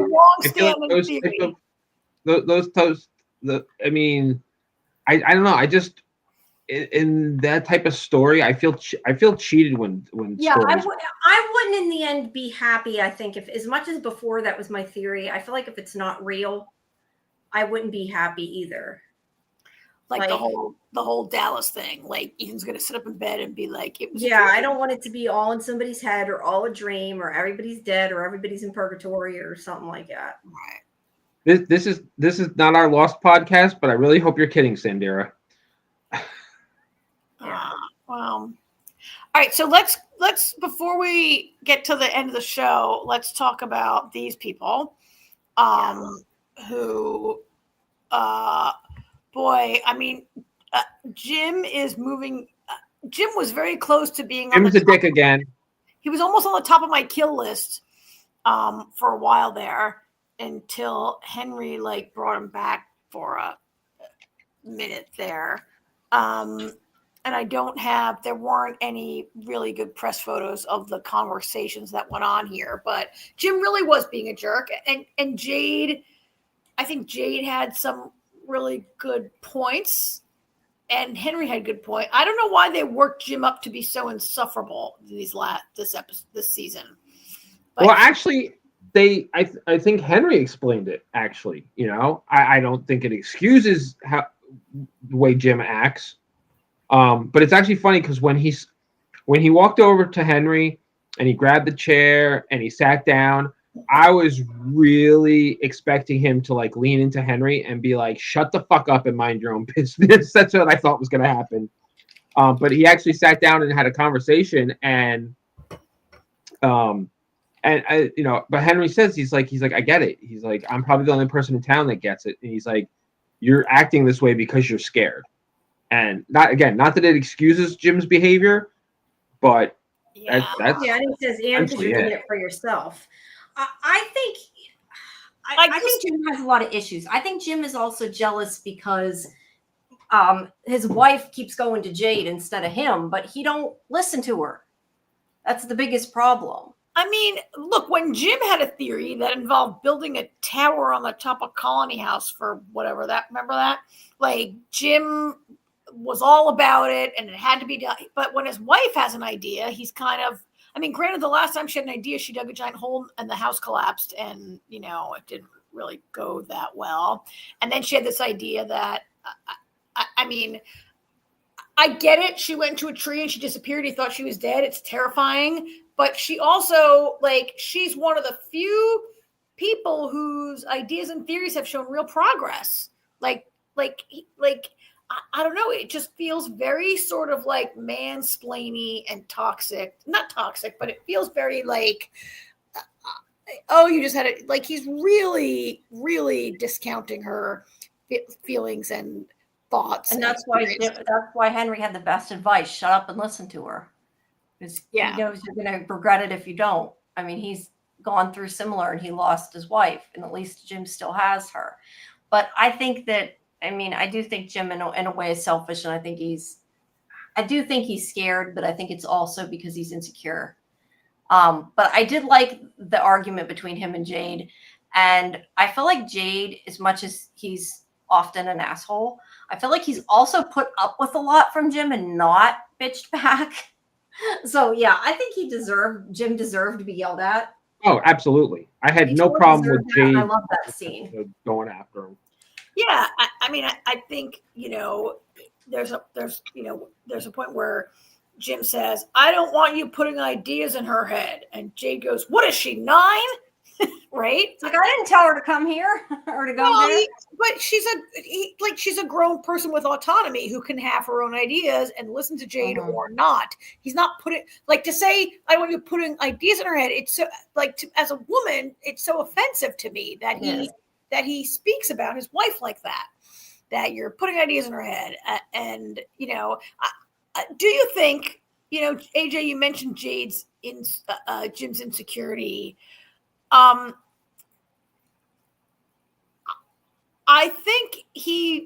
you think he's insecure about Jade's superior intelligence, that Jade is just smarter and maybe going to solve it, and Jim wants to be the guy to solve it for his wife? Or do you think, I don't know that I read any insecurity. I think if Jade wasn't gay, Jim would be a lot worse. We don't you think he's worried about a romantic attachment? I think he's jealous. Part of it, I think, is he's jealous of the friendship that she's created with Jade. Yeah, and Miss Quinn's right. He's insecure because, their marriage has been on the rocks for 2 years, right? Pulling away, yeah. Yeah, they've been on the rocks ever since Thomas died. But I feel like she's pulling away from Jim because he's a jerk. I mean, Jade is an abrasive jerk also, right? Like, she's not like, if she's pulling away from Jim, yes, I absolutely agree she's pulling away from Jim. I don't think she's necessarily pulling towards Jade, except for intellectually trying to solve the puzzle. He's not jealous of her talking to Victor. I don't know. They've really made Jim. There's some speculation online that Jim might die, that they've set Jim up to be a poor partner and parent and a bad and an annoying dude so that he can. Yeah, I don't know, but he sacrifice himself for his family before the season look ends. At himself, and because I mean he says the whole thing about how he looked at the whatever it is, the alcohol, I forget what kind of alcohol it was, whiskey, whatever, and he didn't want to be, like his father or whatever, but he's not been a very good parent. I mean, not for the drinking, but just he's constantly ditching them, and like, I get it. He's trying to figure everything out, but he's just not doing the best job. Yeah, I mean, I guess I get it. He's terrified and whatever, but doesn't excuse anything though. It's multi-layered. It's not just one thing with Jim. Yeah, he's really been so. Meanwhile, while all this arguing is happening between Jade and Jim, Henry is lurking in the bathroom. Was he in the bathroom? Was he in the closet? Like, he was totally in there the whole time. And we saw him last week. He goes, he's like, I want a drink. And he goes with Donna to get a drink, right? Or he goes down to get a drink. And so there's been conversations. Some of them think that he slept with Donna. I don't think that, but we were having this conversation. Why would anybody think that? There's no indication. Because he stayed at the bar. They think that they spent the night together. I'm just telling you what some people think. I said I don't think it, but there's no way Donna does not go back to Colony House every single night to deal with those people, for starters, right? I just don't think Donna. She spent a lot of time at the bar with them at any rate. And I don't think that Henry, who's having all these feelings of guilt about his wife and child, would be like, but whatever. People. No, I don't think it either. I'm just telling you because I thought it was funny. But he's like hiding in the closet or something, right? And then he comes out and says, do you mind if I have a drink? As though he wasn't like totally there drinking right before they got there. Yeah, I don't know. I just assumed he was either just in the other room drunk or he was in the bathroom or something. I never really. I was thinking I just think he passed out for a little bit. Because he'd been drinking for a while. Yeah. However, there was a part of me that expected Donna to come out behind him. So AJ thought that too then. You think it too. He did. It was weird that he was lurking in there. I was like, seriously? Like, they couldn't have him come in the front. That was kind of weird that he was lurking there. He did give very good advice. About not believing his wife, and then he lost her and he wished he just would have listened to her because it turned out she was totally right. She went through a tree and whatever, right? Went to this weird town. He's a just me thought he was in the bathroom. That's what I thought he was in the bathroom. I thought he was in the bathroom. It didn't look like a bathroom though. Well, what other room? Bedroom back there. I don't know. Right. Does it matter? It's a gap. Anyway, we should come around and speak about his son, Victor. This was an amazing thing that happened. And AJ, I don't know. I didn't text AJ. I saw the episode ahead of you, right? So I texted Jamie, not you. I didn't want to spoil you, but I told Jamie I was so glad that they didn't have a literal talking doll and that they resolved this as like Victor's repressed memory of the boy in white, and he was like remembered it incorrectly or repressed it or whatever. I love that they did it that way, because if I had to watch an actual talking doll, I might have I just don't think that would have been as good. Yeah, a successful piece of storytelling, right? I don't know. A lot of people want to see it. I really could take it or leave it. It didn't really matter to me either way. But I like the way they did it. And I think it shows again that Victor isn't always a reliable narrator. But regardless of the mystery part of that, the story part of it, I think that I also just want to say I really enjoyed the scenes well, with the three of them, but especially with him and Tabitha, they were done really, really well. Yeah. Well, I think Sarah definitely added to it too, though. When when Tabitha couldn't reach him and she kind of like took him out of it for a minute. It was like, what kind of day was it? And kind of like started the whole cycle of bringing it around to, having that conversation where they're basically having a speed round with him, saying the first thing that comes to his mind. That's how he ended up, realizing, oh shit, it was the church. Yeah, and that it wasn't the doll. Ms. Quinn thinks Henry is an abusive drunk and Miranda took the kids and split, and they ended up in a car accident that spliced consciousness from real life to Fromville. And Victor's trauma is why he didn't remember Henry. Harry. I don't know why I said Harry. That's an interesting theory. Huh. Yeah. I mean, that is an interesting theory. I mean, the reunion between the two of them and the hug was very moving. But it doesn't mean that couldn't also be correct, right? I mean, it's never really been told, I don't think, why they were on the road and where they were going, right? Although maybe, I don't know. I mean, that's an interesting theory. I kind of like it. And I don't know if we're ever going to get this kind of backstory on all these people that we would like. Go ahead. I was just going to say, so the whole culmination of this is finding out that the boy in white is telling Christopher how to get out of town. Is he? I don't know if he is. Well, I mean, it's an interesting story. I mean, this is, and this is why I don't think, it's in anybody's head or anything. I mean, I think this is something supernatural that happened that, he says the children's blood grew the tree, and, they were sacrificed by people they trusted. So it sounds like these parents, I feel like this is something that happened a long time ago, and they were sacrificing children. Like a human sacrifice type deal? Yeah.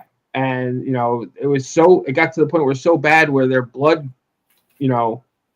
grew into the tree, which is what created the faraway tree. They say they poured their hope into the tree, is what they say. Yeah, it says the answers. Here's the thing. Because I have a couple things. Yeah, their hope was the children's blood. Yeah, the answers to the end are at the beginning.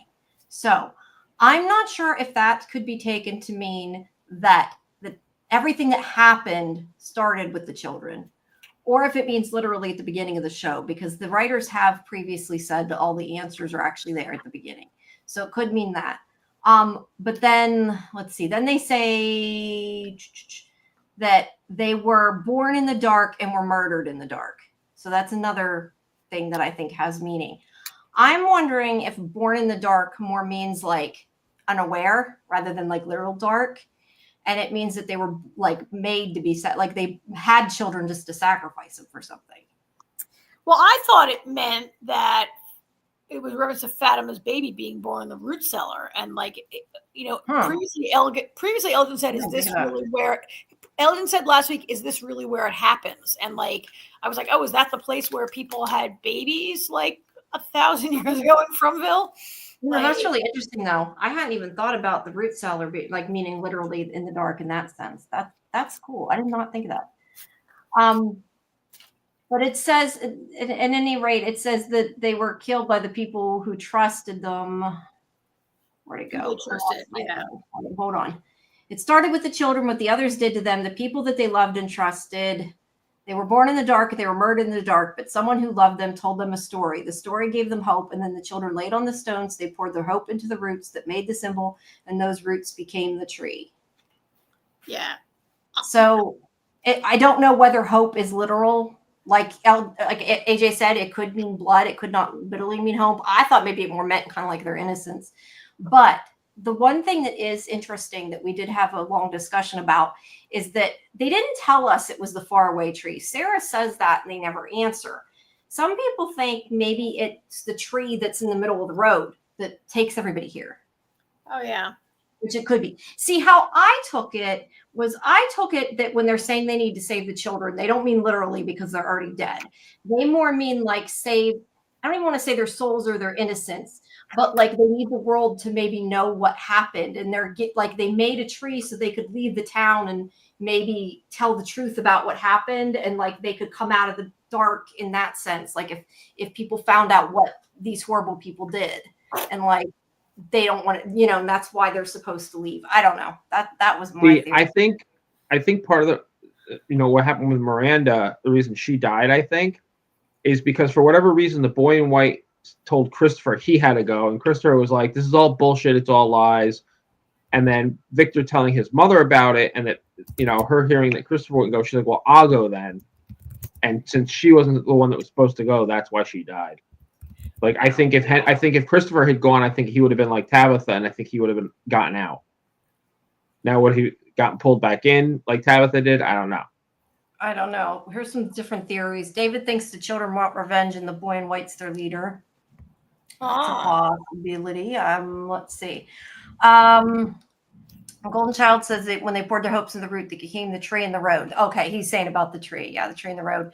And they created Fromdale Dimension where everybody's drawn to because their connection with the Nkui kids of hope. I don't know. I don't know which tree it means. Well, that's probably why it was. Then they're talking about the car accidents. So the place began with child sacrifices. The show started with Tabitha and Jade arrived in the beginning of the hero's journey. Being killed and born in darkness is the sun dying and being born in winter. Well, could be. I think David is Jack Bender. He's telling us all the answers, and we're not. Yeah, are you Bender? And we're just taking him as theories. Yeah. They're very good theories. Says it could be a test to see if they're willing to try to save them. That's a good point. You guys have really, this is not how I felt about this when I heard this. Okay, how did you feel about it? Okay, so I'm thinking of a character on a TV show who says, don't expect me to be happy that we have another damn thing to solve. And I can't remember what show it was where they say that, but I felt like, oh, great. In season 2, we had this mystery during the whole music box thing. Remember, there was this like nursery rhyme kind of song that Bacta was like, oh, yeah, my grandma would sing that. And it was a bunch of like blah, blah, whatever. And I honestly can't even remember what it was when I think back on it. It was like the mystery of the whatever. And I don't know. I'm sure someone in the chat will inform us immediately what it was and how it was resolved. But like, honestly, I felt like, oh, Victor, that's a bunch of nonsense. What is anybody supposed to do with that? How is that helpful? And I don't really want to see a whole season of Jade and Tabitha sitting at a desk trying to figure it out, right? So, which I know they're not going to do that. They would never do that to us. But my reaction was like, oh, great, here we go. Now we got, and we're not going to solve it by episode 10, right? I don't know. I do know this is called Thresholds, is the name of the episode. I think we got a lot. Kind of wonder if this is like he says about the end is it. What's he say? The answer to the end is it. The answer to the end is yeah. I also wonder if it could mean that like this is the beginning. Like this is the beginning of the answers. Like this is how it all started, type of thing.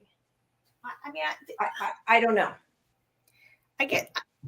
Maybe the answer to the end of the beginning could be, the beginning for all intents and purposes, like there's the beginning of when it happened, but Victor's been there the longest. And so for the people who live in Fromville, the beginning is when Victor got there because we don't know any history from before that, right? Except for their visions. Except for what? Their visions. Or if you believe them. We don't know whether they're true or not. If you believe the visions and if you believe they're in the past, yeah. But so the answer to the end or the beginning could mean that Victor holds more. He already does hold some answers, right? That he holds more of the answers. Or it could mean the beginning, somebody else's beginning. Or it could mean the beginning when the Nkui children were like killed. I do want to know, one thing for me that I want to know, there are a lot of things that I don't need every single question answered. What the hell does Nkui mean? Like, I want to know what Nkui means. And those children all look like they just rose up out of their grave with like their hair falling out and their gray eye. And then boy in white looks healthy as a horse, right? So he's not the same as them. So is it David who said maybe he's their leader? Maybe that's why he looks different. I don't know. Mm, I just like, I forget now and what then it I is. got to look at him and go back to Randall saying, Julie, there's nothing here that wants to help us. And I think I mean, I'm kind of with Randall. I know he's a big cynic, but I'm kind of with Randall that like nobody is good. Well, he did get her out of the town, though. Tabitha.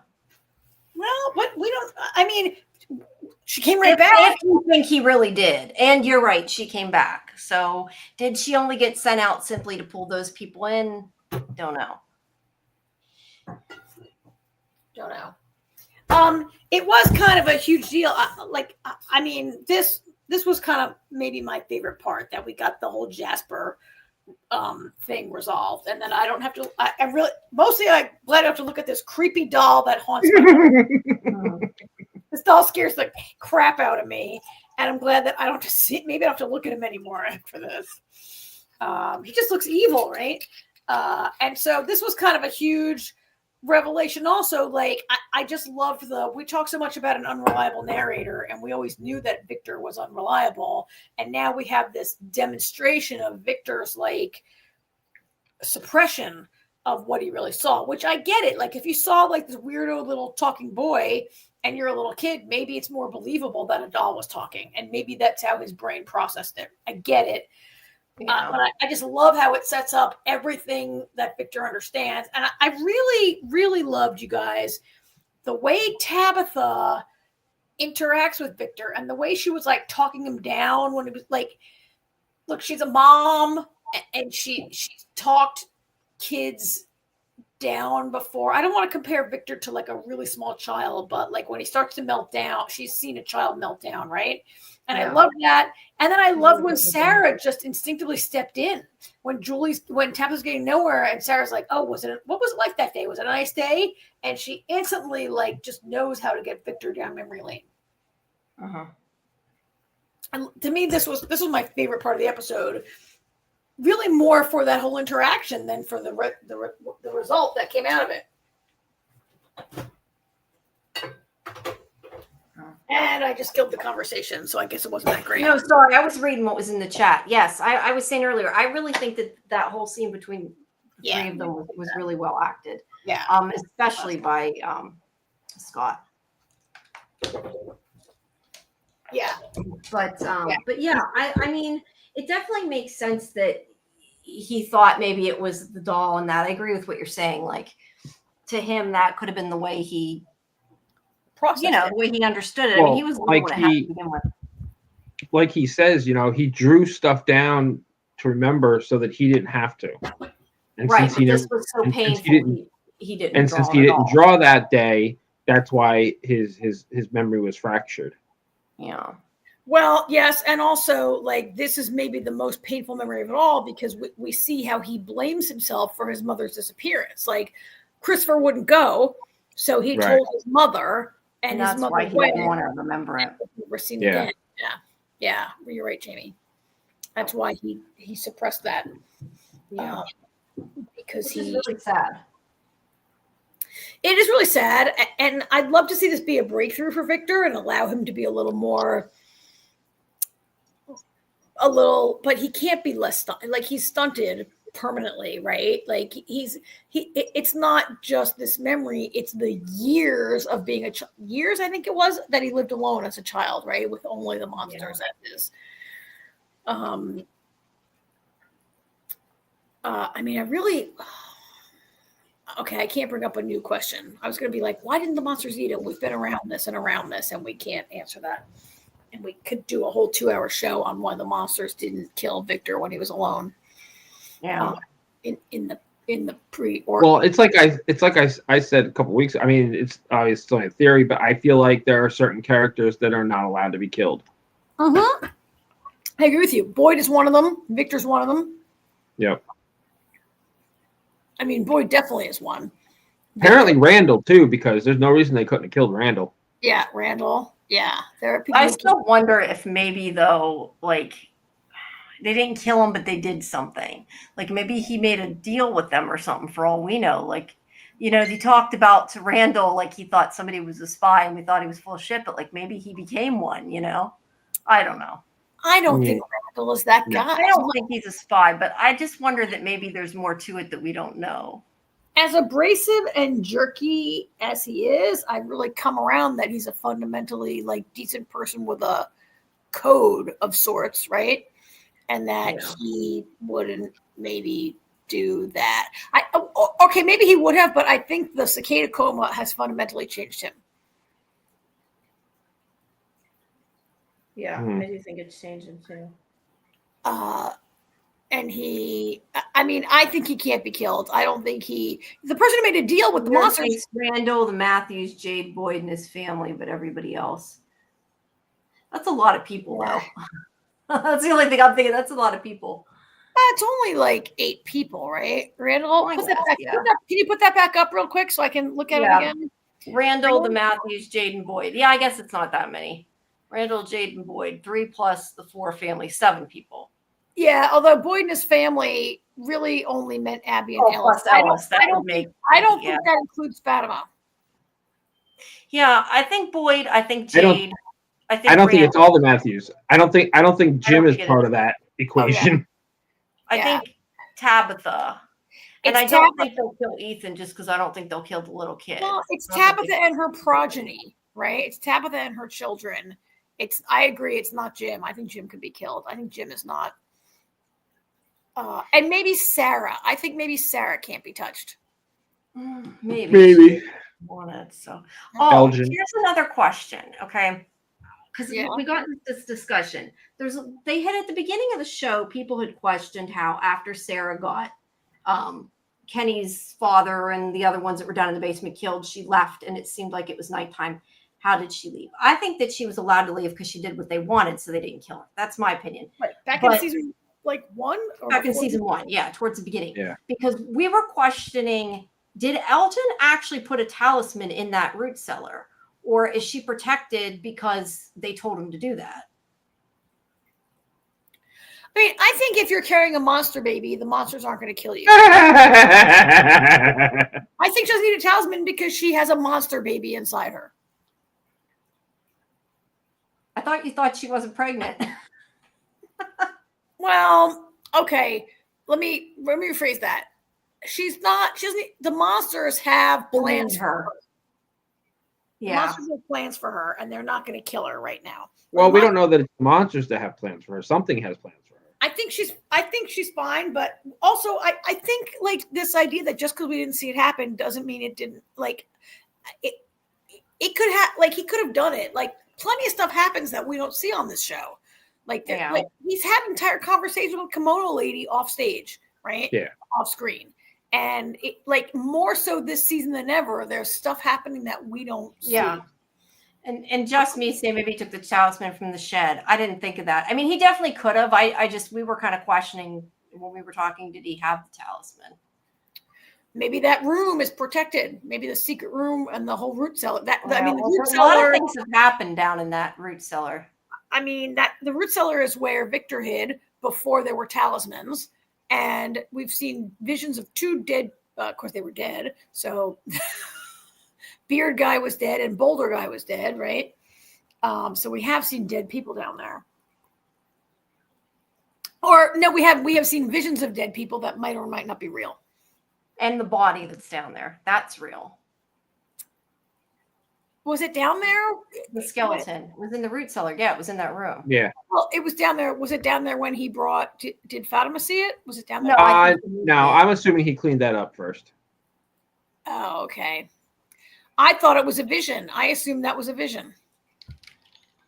That they showed, like, because Jade's Boulder Guy wasn't there when Elgin went in and saw Beard Guy. Like Boulder Guy. He uncovered like. Yeah. Now the skeleton was real. I mean, he uncovered it under a blanket. He didn't just like see it. You know, he physically revealed it. All right. Yeah. I mean, yeah. I don't know. So I don't know what else happened. Is there other stuff we need to cover? That's it. Those are the main things. Yeah, I think that's the main stuff. I think that where it goes kind of depends on what happens with him having taken Fatima, because like they were so worried about Tilly, and it's like now she's gone. Well, I mean, I would assume that next week we would see the fallout from this, and it might just be Boyd and Ellis running around like chickens with their head cut off, trying to figure out where she is, right? And surely the rest of the town would be, to your point, Jamie, there's a murderer on the loose. Uh-huh. Nobody knows. Yeah, that's what I'm saying. I don't think they could leave it that way, because I think people wouldn't trust anybody and they'd start killing each other. Like, you think of like Walking Dead and stuff, right? Like, just it would go to chaos, I think. But Boyd has confessed it's Fatima, right? Now everyone's he's told Donna. Donna is who is going to tell everybody else? Donna said, if you don't tell everyone, I will. Everyone will find out next week, I think. Because Donna said, if you don't tell everyone, I will. Maybe. That's why I think it depends what happens from this. Like you said, I think the word will get out. I don't see any scenario where Donna can be convinced to keep it a secret. And Donna's correct about that. And now she's missing, and Ellis is going to be in a freak out trying to find her, right? So there's that. And then, I will admit. Yeah, sorry, I was going to say this isn't related to that, but I was reading what Greg said in the chat about Victor's trauma, that when he saw the bodies, he didn't look traumatized. I think Victor didn't look traumatized just because, like, Victor sort of blanked everything. Like, I don't think Victor knew how to deal with it. I think that's why he started drawing things, because he couldn't deal with it. I think that he did not deal with it in a normal way. But I do think he was traumatized. I just don't think he was like sat there and cried traumatized type of thing. Like because he was in a state of shock, and then like it was just sort of like he didn't handle it. I don't know if I'm saying that right, but like he didn't sit there and cry. Instead, he just sort of dealt with it because he didn't know what else to do. You know what I mean? If that makes sense. Like he didn't understand it. And although to the end of Greg's comment, like, are they the same? I mean, there is really a connection between, I mean, Victor, he says his stance was mirrored by Boy and White in the street. I do feel like Victor's weird posture and like eye contact and almost the way he dresses, like I do agree that I kind of see a similarity between Victor and the Boy in White that I can't articulate properly. It might just be the time they're from too, though. And are they linked? I mean, they're definitely linked. Are they definitely linked? Are they more than linked? Are they? I mean, I mean, they're different actors, so we know they're not the same person. But I mean, different actor from the kid who plays young Victor, right? But yeah, I mean, that's a huge thing that we probably are not going to find out anytime soon.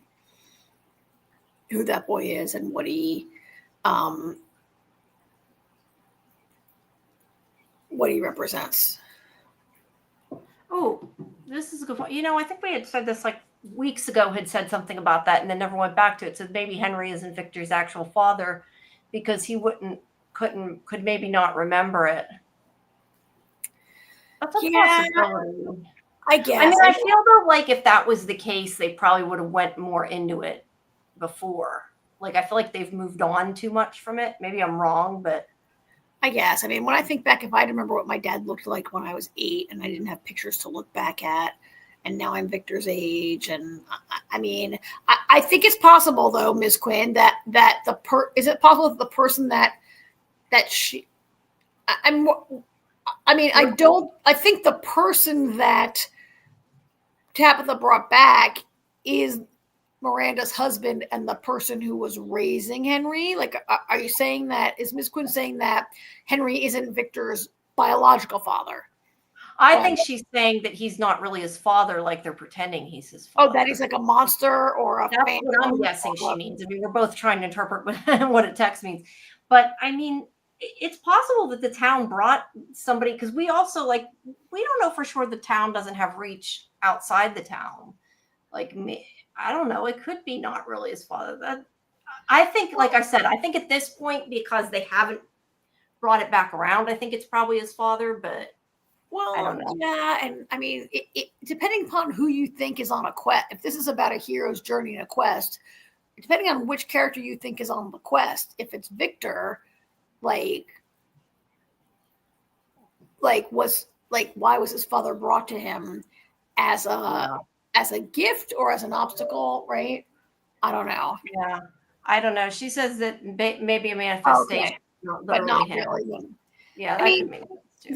because there is the question of like, did she really go to Camden, Maine, because she saw the boy in white, or she thought she saw the boy in white in Camden, right? Uh-huh. And if she was never there, if she was like in the dungeon but having a different experience, like if that dungeon is not a physical dungeon but is a metaphysical space, could she have had a different experience when she fell off when she was pushed off the lighthouse? I know it's not the same space, they're not the same buildings, but like if that's a possibility, did she even go? And who did she? Did she not leave the town? You mean? Yeah, did she not ever leave the town? And that was happening in this sort of like dream space. I don't know. But then it begs the question, like, why she brought Casa and those. Yeah, I don't know. Yeah, I don't know. Yeah. This is an interesting whoops, wrong thing. That David said that if it is all in Victor's head, that maybe the Matthews family is like the family he wanted, like a normal family. I mean, not that it's a great father, but you know, it's an interesting idea. Yeah, in his head or not in his head, but they came to a space where he could manifest it. Yeah, or is it just he's manifesting and caught people up in it? Yeah. If Camden is in real life Camden, then why do I always want to say black and white? Then Boy in White can enter our reality and doesn't need Tabitha at all. He could have appeared to Henry in his basement in 40 years to get him directly. Yeah.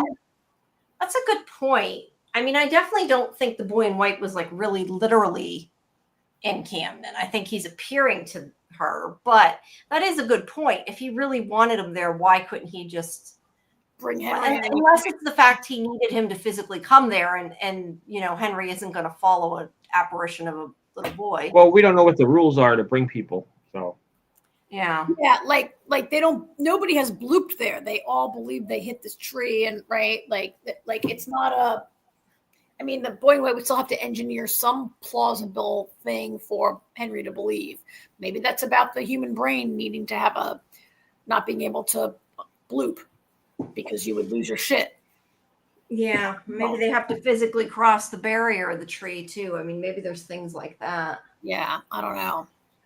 All right. I don't know. All right, so you guys, I know we want to hang up. It's time to move on, but I want to, you know how I always, when we get almost to the end of a season, I often ask you guys, 2 episodes left, who do you think is going to die? Do you think anyone will die, and who will it be? Jamie. Oh, what? Jamie, you can't. Jamie, yeah, I can't. Jamie, when you were at this point in the show. When I watched this, I thought that it was possible Fatima would die. I definitely thought that was a big possibility. Yeah, that was my answer. Yeah. Yeah. Who do we think will die, or who do we hope will die? I think Fatima might die. I kind of hope Jim will die. Hey, that's who I hope will die. Maybe in a redemptive, redemptive moment. Do you think though, even maybe Elgin could die? Because I also thought it was a possibility, like depending on the outcome of that. I think we need to see the ramifications of Elgin's decisions. Yeah, I think just see season or episode 9. I think we would see some whatever happens, how that plays out for Elgin. I don't think Elgin gets resolved. I mentioned to you already, a lot of people have died this season. Not just true red shirts, but people who had like names and lines, right? But yeah, I think Jim, Fatima. I mean, we have a lot of characters now, and it's always good to pare some of them down, which the show has done. 3 people dead already, at least this season. Jim, Fatima. I mean, other people have more story. Yeah. Maybe. And we have like a half dozen that we think are untouchable and can't die. Yeah. Any other predictions you guys have? I'm curious what else you guys think might happen. I think Elgin will take a shower. Leave poor Elgin alone. I mean, if Jim doesn't die, we could see a season 4 scenario where they split up, where maybe Tabitha and Jim kind of split up. I don't know. I just want him to go. Or at the very least, stop being a dick. Yeah, I mean, maybe he's had a little moment and he's going to come around.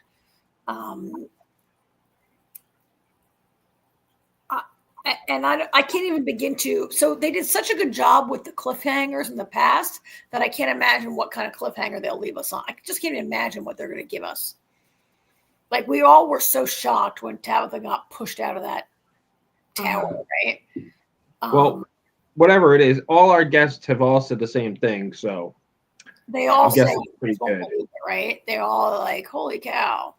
Yeah, and that's where I say that people, if you see the leaks, don't ruin it for yourself, because it's a really good end, and I think that some people are doing that, and I think that you're not going to enjoy it if you do it. Wouldn't do that. Like, just wait, watch it. You can wait 2 weeks.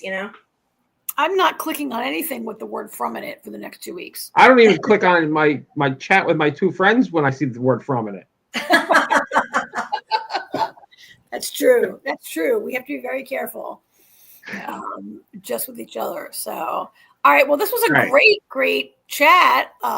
Great. We have 235 comments, which I can't read them all and click through these photos. So I have to go back and reread the chat, I think, because all y'all have so many like great ideas and theories. And sorry if we missed you. We couldn't get to quite all of them, but do come back. We have our show on Friday this week. Once again, I'll remind everybody, and this is also all on the community thing of the YouTube page and on X. Although I don't have up the newest one, I got to mark it. But this Friday at 9 p.m. Eastern, we have Hannah, who plays Julie. And then next week on Tuesday again, we have at 8 o'clock, we have Chloe, who plays Christy, coming. And then at 9 o'clock, we have Avery, who plays Sarah. And then the following Tuesday on the 26th, we have Elizabeth, who plays Donna. Did we miss anybody? I feel like no. Oh, and then I said we also have Pega, who's going to be coming, but we're still scheduling. And so we're going to have Donna post finale, so we can talk like everything. Yeah, we'll be able to talk all this. I mean, she still only is going to spend a limited time with us, but we can really, Yeah. But you guys also can check out all the other interviews on our YouTube, and also I am briefly talking to Cordian tomorrow, who plays Ellis. If people have questions for him, you can you can leave them on X. I had made a post about it. And somebody was asking about, I think you pronounce his name, Ian, who plays Jim. He was supposed to be doing some junket, but isn't right now. So I'm not sure what's going on with that, but still, kind of trying to get everybody.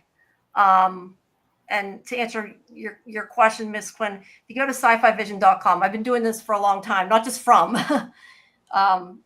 there's all kinds of interviews that I'm a journalist, and that's. Yeah. If this is your first night with us, usually we cover maybe 3 or 4 science fiction-y kind of shows, but nothing's on right now. Next week, we will, after our From interviews, we're going to recap From, but we'll also recap Silo and Dune are both back next week. Yeah. Well, Silo's back, Dune is premiering, right? Dune starts, yeah. But please if you can, like and subscribe, would appreciate it. And also on Sunday, I will be back with Julie again doing the deep dive at 10:30 after the live tweet for the next episode, where we go even further into it, further than Karen and AJ want to listen to me talk about, right? I fell asleep at 9:30 this week, so I couldn't join you. I was too tired. No, that's okay. We stayed way too long though. And I'm not sure if it's Walking Dead, if David's coming back again or not, but he was on our show last time. But all these other streams you can, of course, find under the live tab on our YouTube. Yes, Silo is good. We talked about Silo last. We covered it last season, and so if you're watching that again, watching it, come and join us. I know what I was going to say. I forgot. I'm also will be doing a brief interview with Catalina too again, who plays Tabitha. So you So can in send me all- questions for her too. I just haven't tweeted it yet because I got confirmed today. I haven't gotten not a on chance. the show. You'll do that. Not on interview. the show, no.